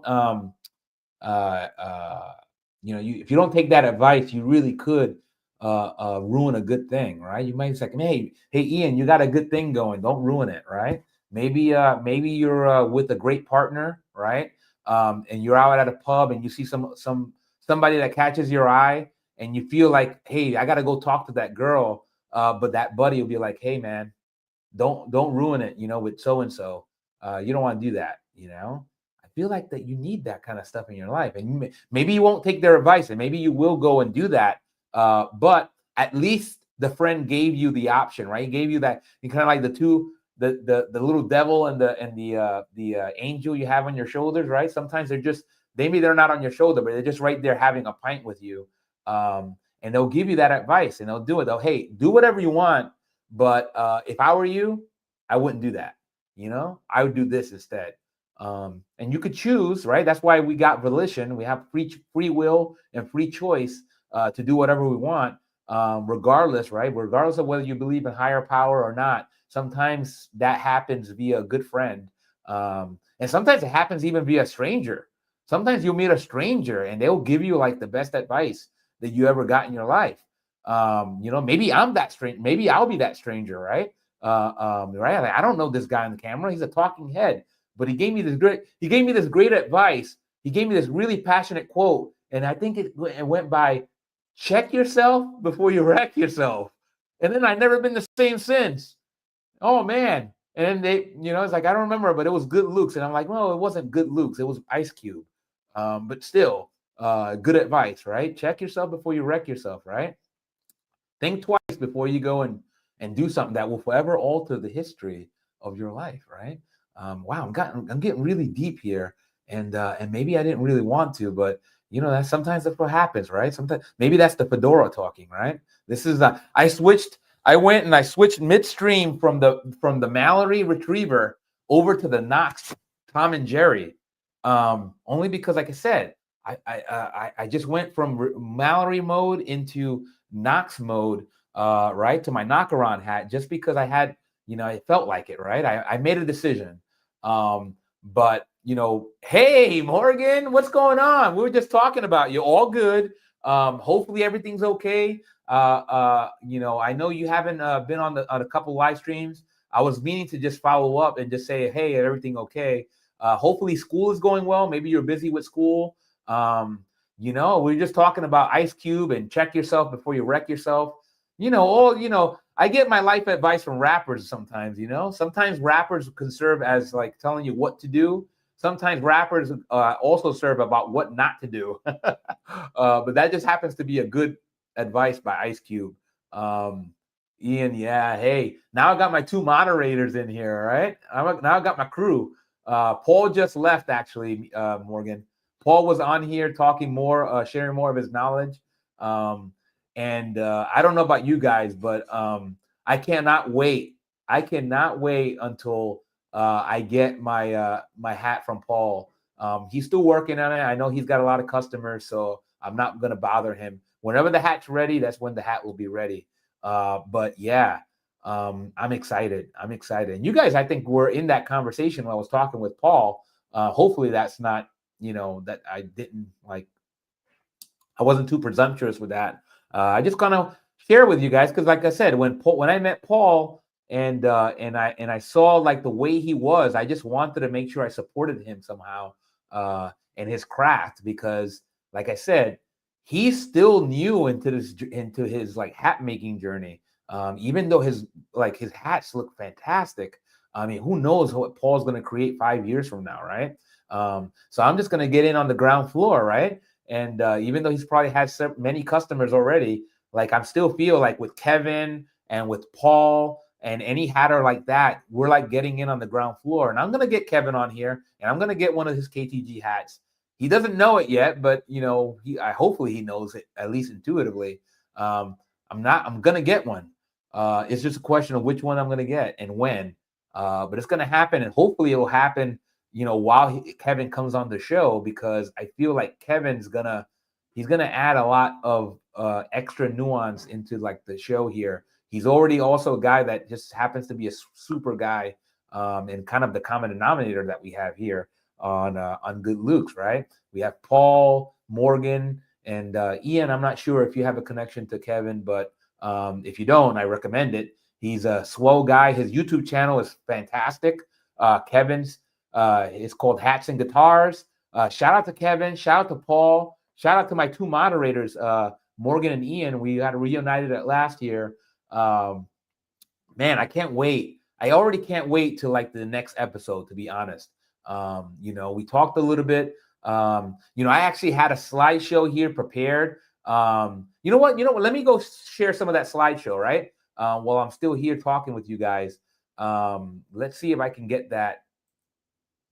Ian says, I'm tempted by those green hats Paul has on his website. Yeah, I agree. That green is such a, Ian, now that I know a little bit about your background in terms of Germany and how it basically was a costume, no wonder that color that resonates with you. But I just think that beyond the brown, gray, and black hat models, green is another one of those iconic colors, those felt colors that just pops, right? It still has a little bit of that like formality, but it pops. So I can't blame you for liking the green. The green is really sharp, Maybe I'll get a green KTG hat. I don't know. I don't know what kind of KTG hat I'll get. I do know that the hat I'm getting for Paul is like blue. It's a blue felt. Kind of like, it reminds me of this color, but I'm gonna make it right. I'm gonna have the trim, because it's one of those things. If I ever change this hat, I would. If I ever did modify this hat, I would add some trimming, because I just think it looks sharp. It looks like it adds a little flair to the hat, without altering the spirit of the hat. So yeah, I agree with you, Ian. That green that Paul showed is really sharp. So yeah, like I said, hopefully if Paul will keep coming on here and just shooting the breeze with us, because again, you guys are always invited. You guys are always invited here because you guys are family now. You guys are part of the Good Luke's family, and like I said, just like what is it? The Olive Garden. When you're here, you're family. So I don't mean to be hokey, but it's just the way I am, and hopefully you guys will humor me a little bit in that. But let's see if I can share my screen here. That way, I'll try to go through this a little quicker, because we already about an hour and a half. Oh, Morgan, I like your shirt, Luke. Thank you. Before I go and do that, I mentioned this earlier on, Morgan, about my style. Like, you'll see probably two predominant styles of shirts on my channel. And this happens to be, like, you've already seen, like, the Cuban style guayabera, which is very, like, popular in the Caribbean. So like in Puerto Rico, Cuba, Dominican Republic. I'm not sure if they wear it in Jamaica. They might. But the Caribbean is very known, the guayabera. In the Dominican Republic is known as the chacabana. But they wear it in Mexico as well. They also wear it in the Philippines, and I'm probably other cultures that I can't remember right now. But this is actually a very similar style, but it's a more U.S. based style. It's called the bowler shirt, right? You might see the bowler shirt on like things like The Sopranos.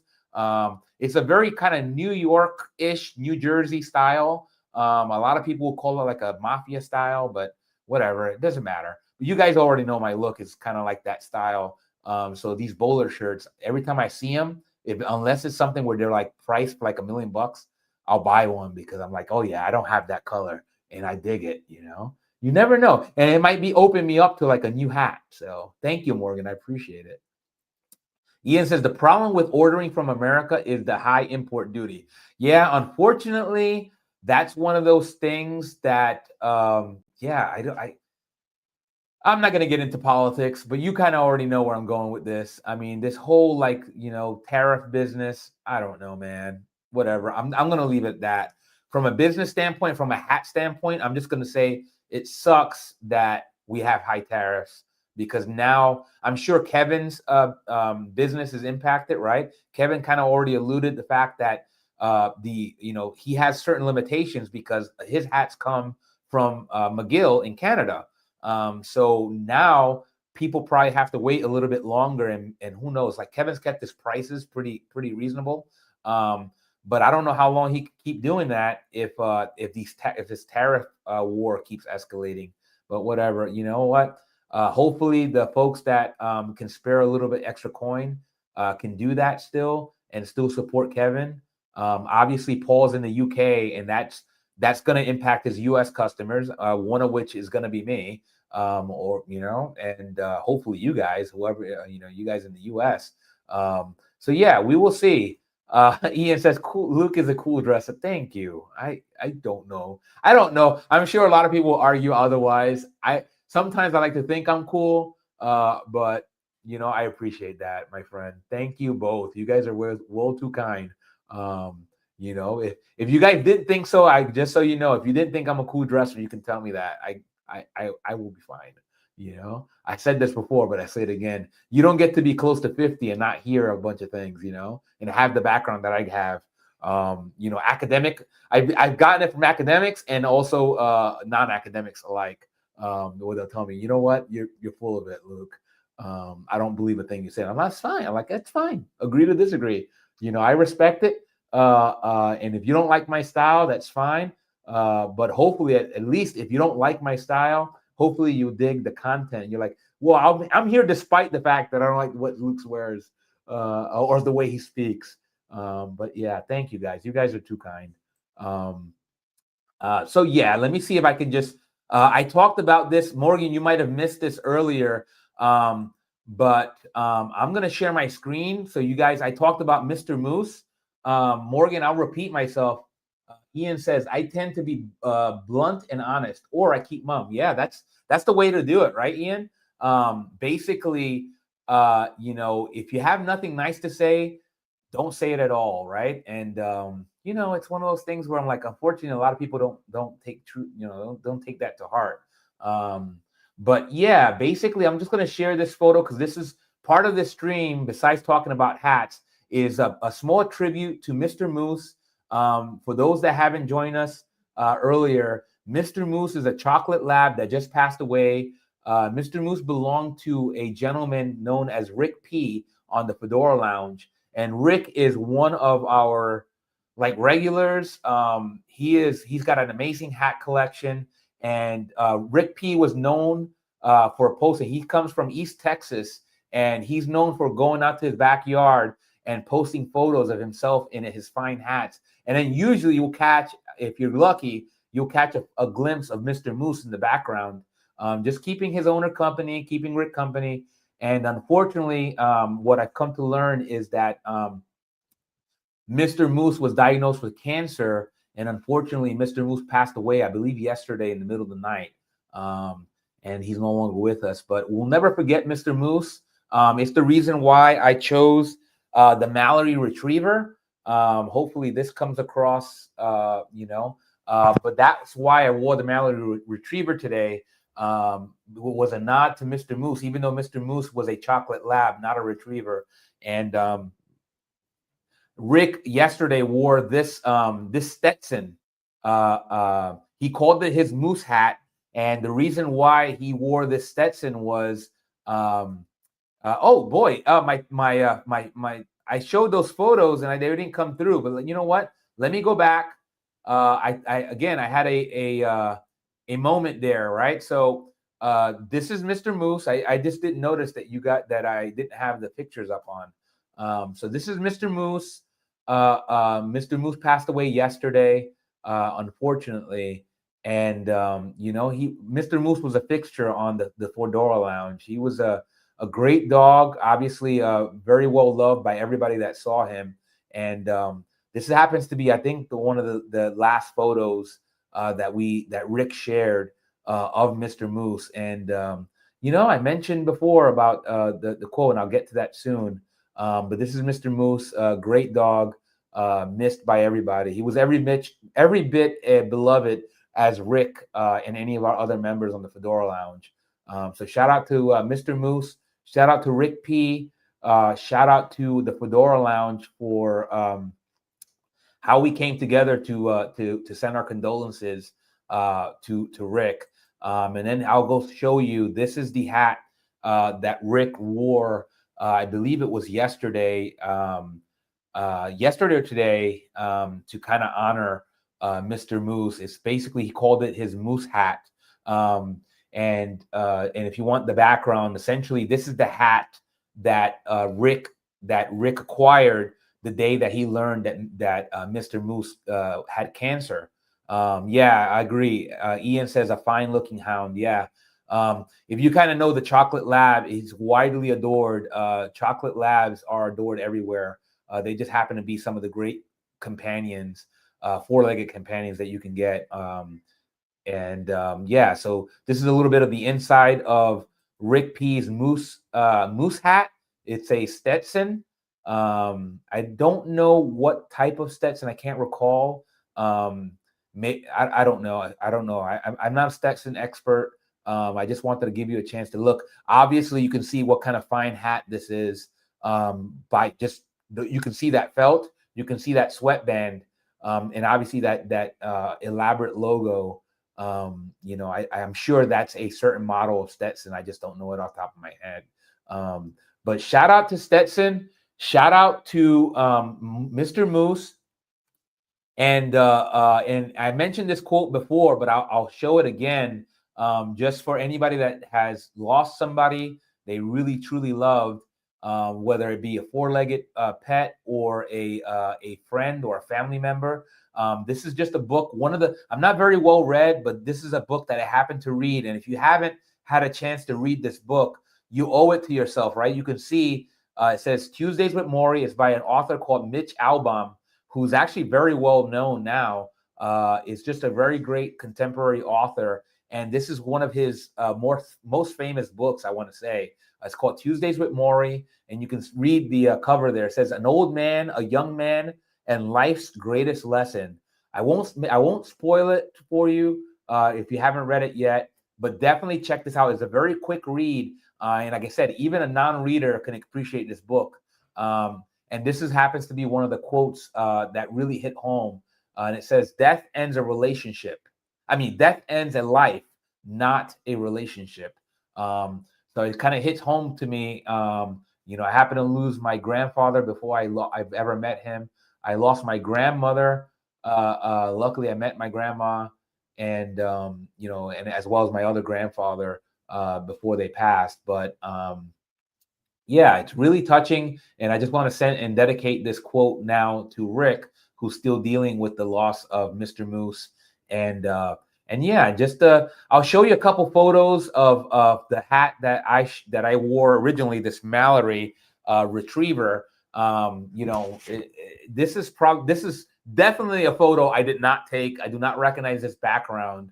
This is probably a photo that I used to that probably hooked me in, right? So you can see the ribbon around this is kind of an elaborate, kind of thick ribbon. So this is kind of more of like that. It's probably the back profile of this hat. And then I'll show you some more. I won't take too much time on this. You guys at home can kind of pause this later on, right? If you watch this stream after I finish going live, you guys can pause and kind of take a better look at the hat. But this is a Mallory Retriever. And one thing I mentioned to Paul, right, when we were interacting, is that you can see it came, besides with this little elaborate feather, it came with a pin that was a shape of a retriever, of a golden retriever, I would imagine.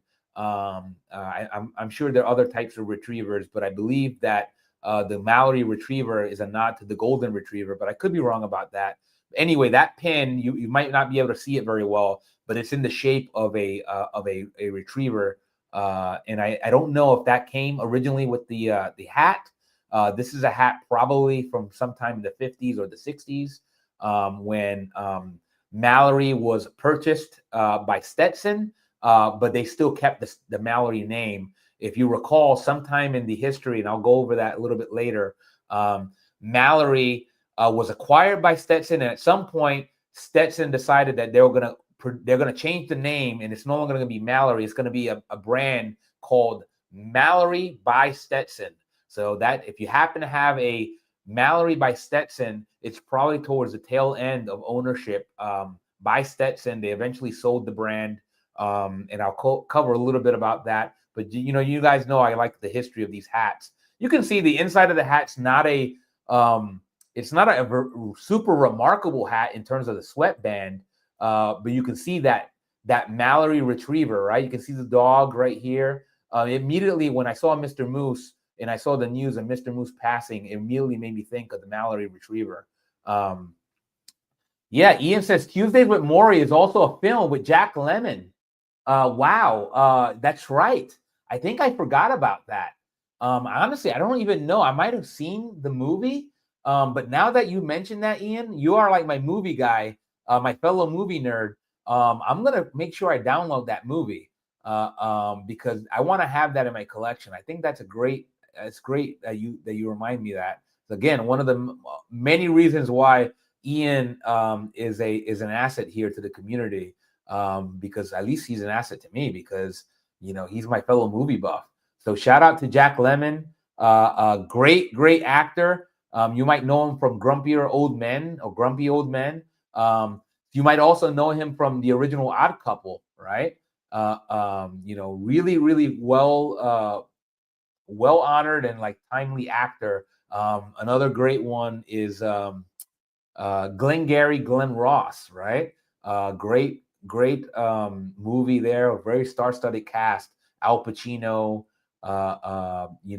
Jack Lemmon, Kevin Spacey, Alec Baldwin, and I'm sure I forgot a bunch of others that I can't remember right now.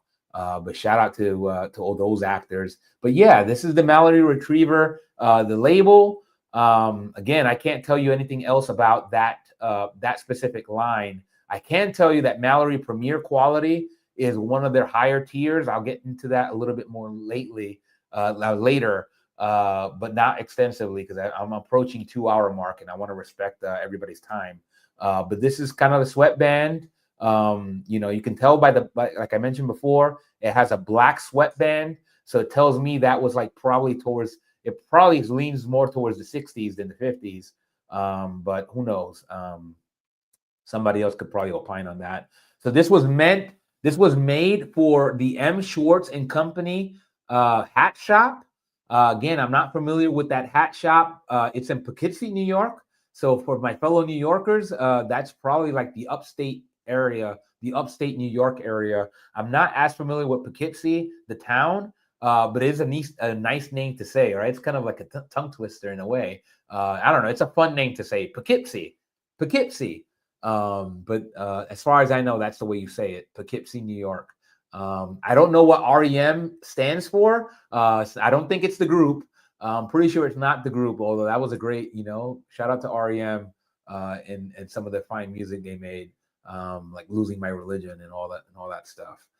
This is the back of the hat. As you can see the little bow. Again, not that remarkable, but it's a 7 1/4. Which just happens to fit me pretty perfectly. I'll show you some of this stuff, but I probably won't end up reading it. The one thing I do want to point out here is in the history is Ezra Mallory Sr., right? We have already profiled John Kavanaugh, right? We talked about John B. Stetson, even though I haven't profiled John B. Stetson, right? So we talked about John Kavanaugh in New York. We also talked about John B. Stetson in Philadelphia. But both of those hatters, those are both icons, right? So if you built a Mount Rushmore of hatting, you probably would have to include Ezra Mallory Sr. as well as John B. Stetson and John Kavanaugh on that Mount Rushmore, at least my Mount Rushmore. Ian says REM could be the initials of the purchaser. Yeah, very well could be. Yeah, I don't know. I believe that you're right, Ian, right? Maybe they had it commissioned. Maybe the hat shop they had it ordered, right? We do know that hat shops did provide that service. Again, I just don't know.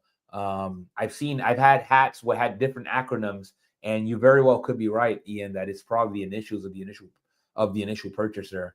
So yeah, REM, what a great set of initials. I don't know, like REM Sleep, right? Besides the band, rapid eye movement.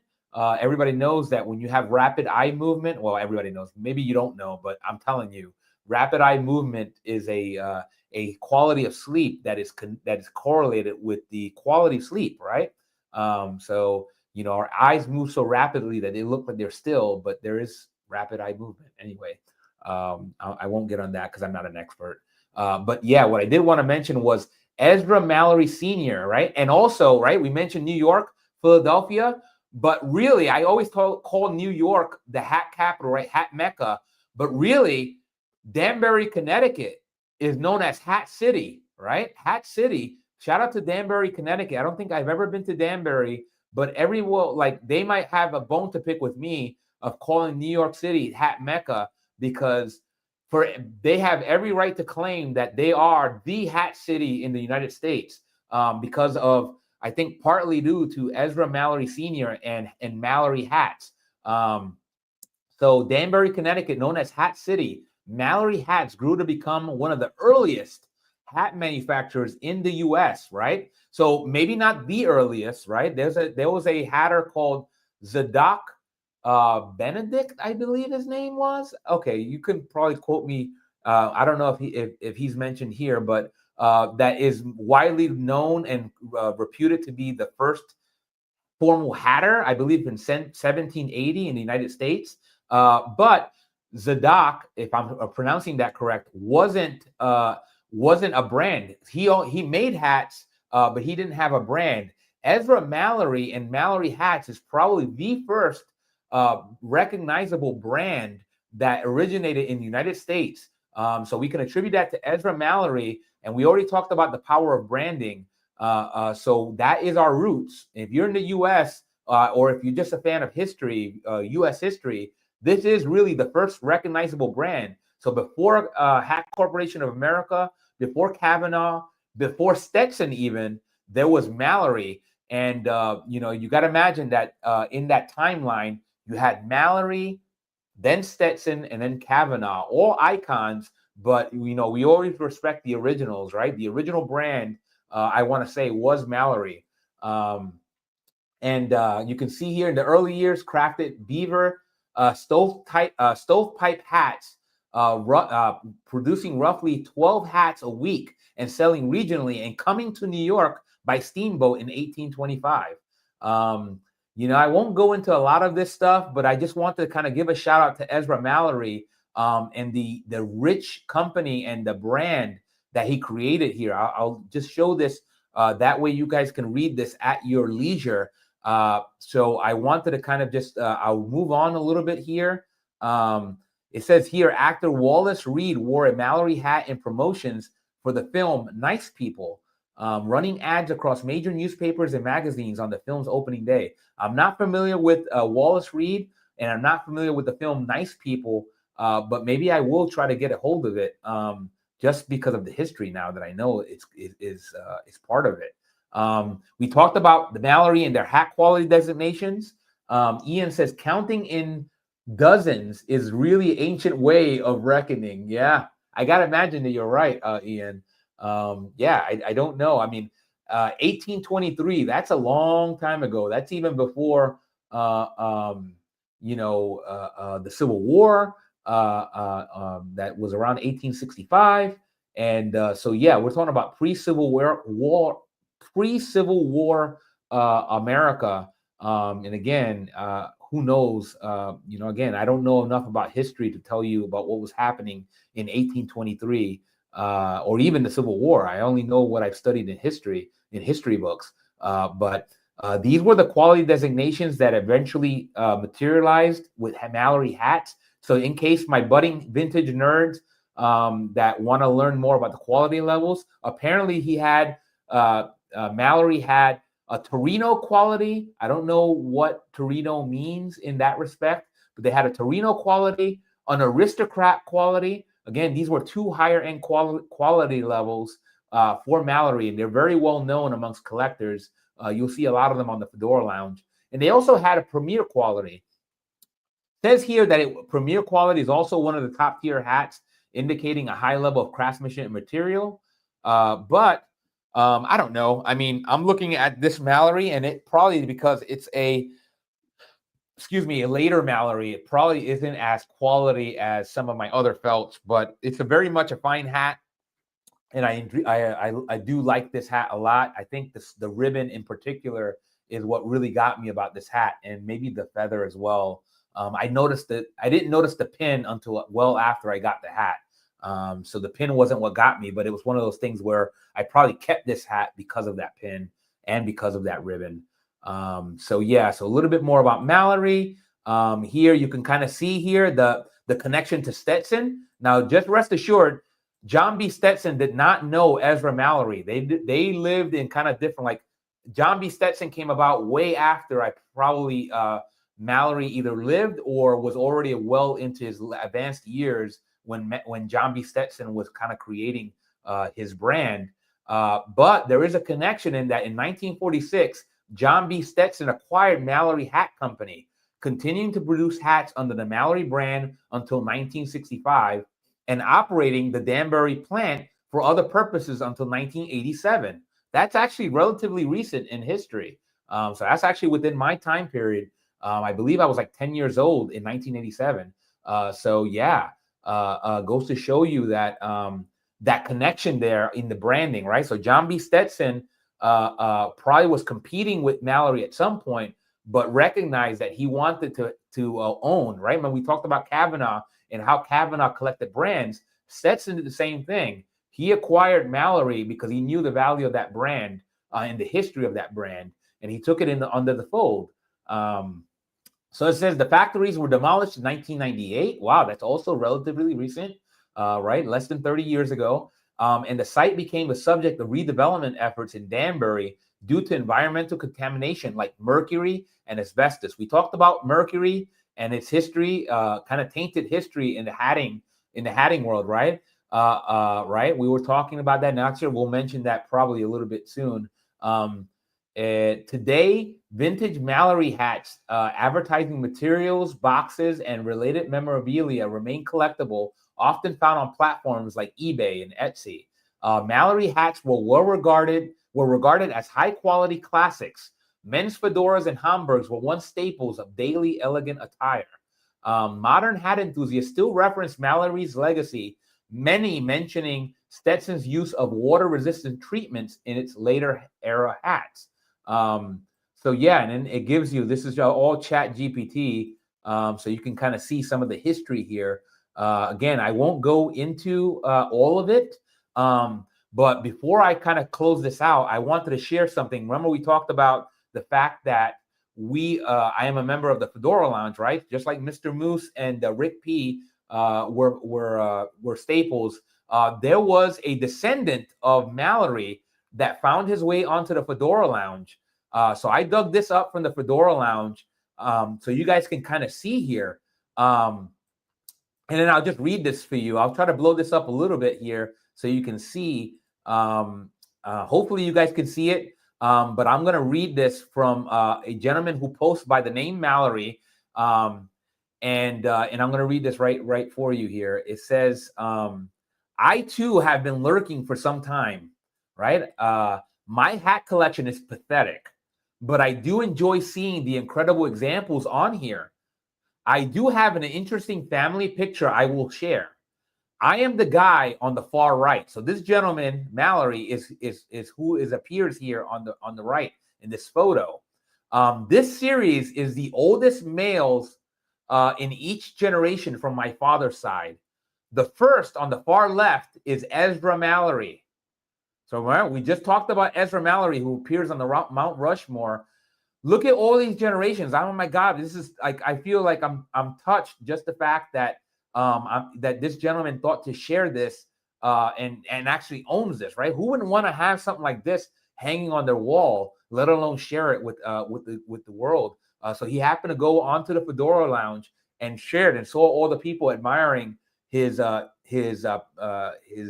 family history, and he went and shared. So if you wanted to see Ezra Mallory along with all his descendants here, you can see here Mallory hat business. This is what he said, and he's actually quite humorous. Mallory hat business dropped off to coincide with the inability of the men in my family to retain hair, ironically. So Paul, if you're watching this later on, you can see that the Mallory family was also follically challenged, as you like to say. At least they started being at some point. And it might have been their Achilles heel, right? It could have been what's, according to what this current Mallory member said, that coincided with the demise. I hope that wasn't what caused it, but it is kind of a funny correlation here, that as they become more follically challenged, their business waned. Paul, hopefully that doesn't scare you away. I don't think there's a way that might have been like we determine in the science. Correlation does not equal causation. So I doubt that this caused the demise. It was just a happenstance. So yeah, Paul, if I can help it and we can help it, we're going to keep you in business. So yeah, I wanted to share this. I just thought that I was really touched when I saw this. And yeah, shout out to Mallory, past, present, and future. What a rich family history. And hopefully this photo will keep getting augmented as the future Mallory generations keep happening. And my hope is that the Fedora Lounge still exists, or maybe Good Luke's will still exist. And maybe you Mallorys can jump on here. So to this gentleman, if you happen to watch this, please, in addition to the Fedora Lounge, find your way here to Good Luke's. We'd love to pick your brain in real time about your family's history in hatting and whatever you know, because I mean, if we can kind of, yeah, Ian says, I believe a boy inherits his hair from the maternal line. Yeah, it's very possible. Like I said, maybe that was what the Achilles heel was, that maybe at some point here in the break, the maternal line happened to cross over with hairlessness. I mean, it doesn't matter. The nice thing is that hats have a functional basis. So regardless of whether you have a full head of hair or not, if you don't have a full head of hair, that's just another reason to wear a hat. So, it can be functional as well as for looks. So yeah, I'm going to just stop sharing this now because I've already kind of gone a really long time. So we're just over the 2-hour mark. I want to thank Paul of Passion for Hats, as well as PJ Murphy and Son. I have his information scrolling on here. Please support him any way you can. Like and subscribe to his channel and his videos. If you have a little extra coin, maybe you can go on to his website and purchase one of his fine creations. I'm already working with him, like I mentioned before, on my first custom hat. And I'll show that for you guys as soon as it's ready. Paul, no rush. I know you're a busy man. Whenever it's ready, I will be ready, and then we'll go from there. I also want to thank Ian and Morgan for joining us, as well as RickP and Mr. Moose. We were really touched to have Mr. Moose around for as long as he was around. I'm a better person for having known Mr. Moose, as well as RickP over in East Texas. Let's see here. Ian says, Toodle Pip. You're going to have to help me out with Toodle Pip. I don't know if that's a farewell. I have no idea. Ian, you're going to have to educate me on here. Besides the movies on the language, what Toodle Pip means, but I like it. It rolls off the tongue, right?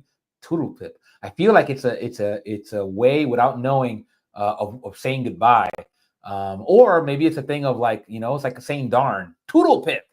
I'm all expecting it. Oh, it means goodbye. All right. Well, you know what?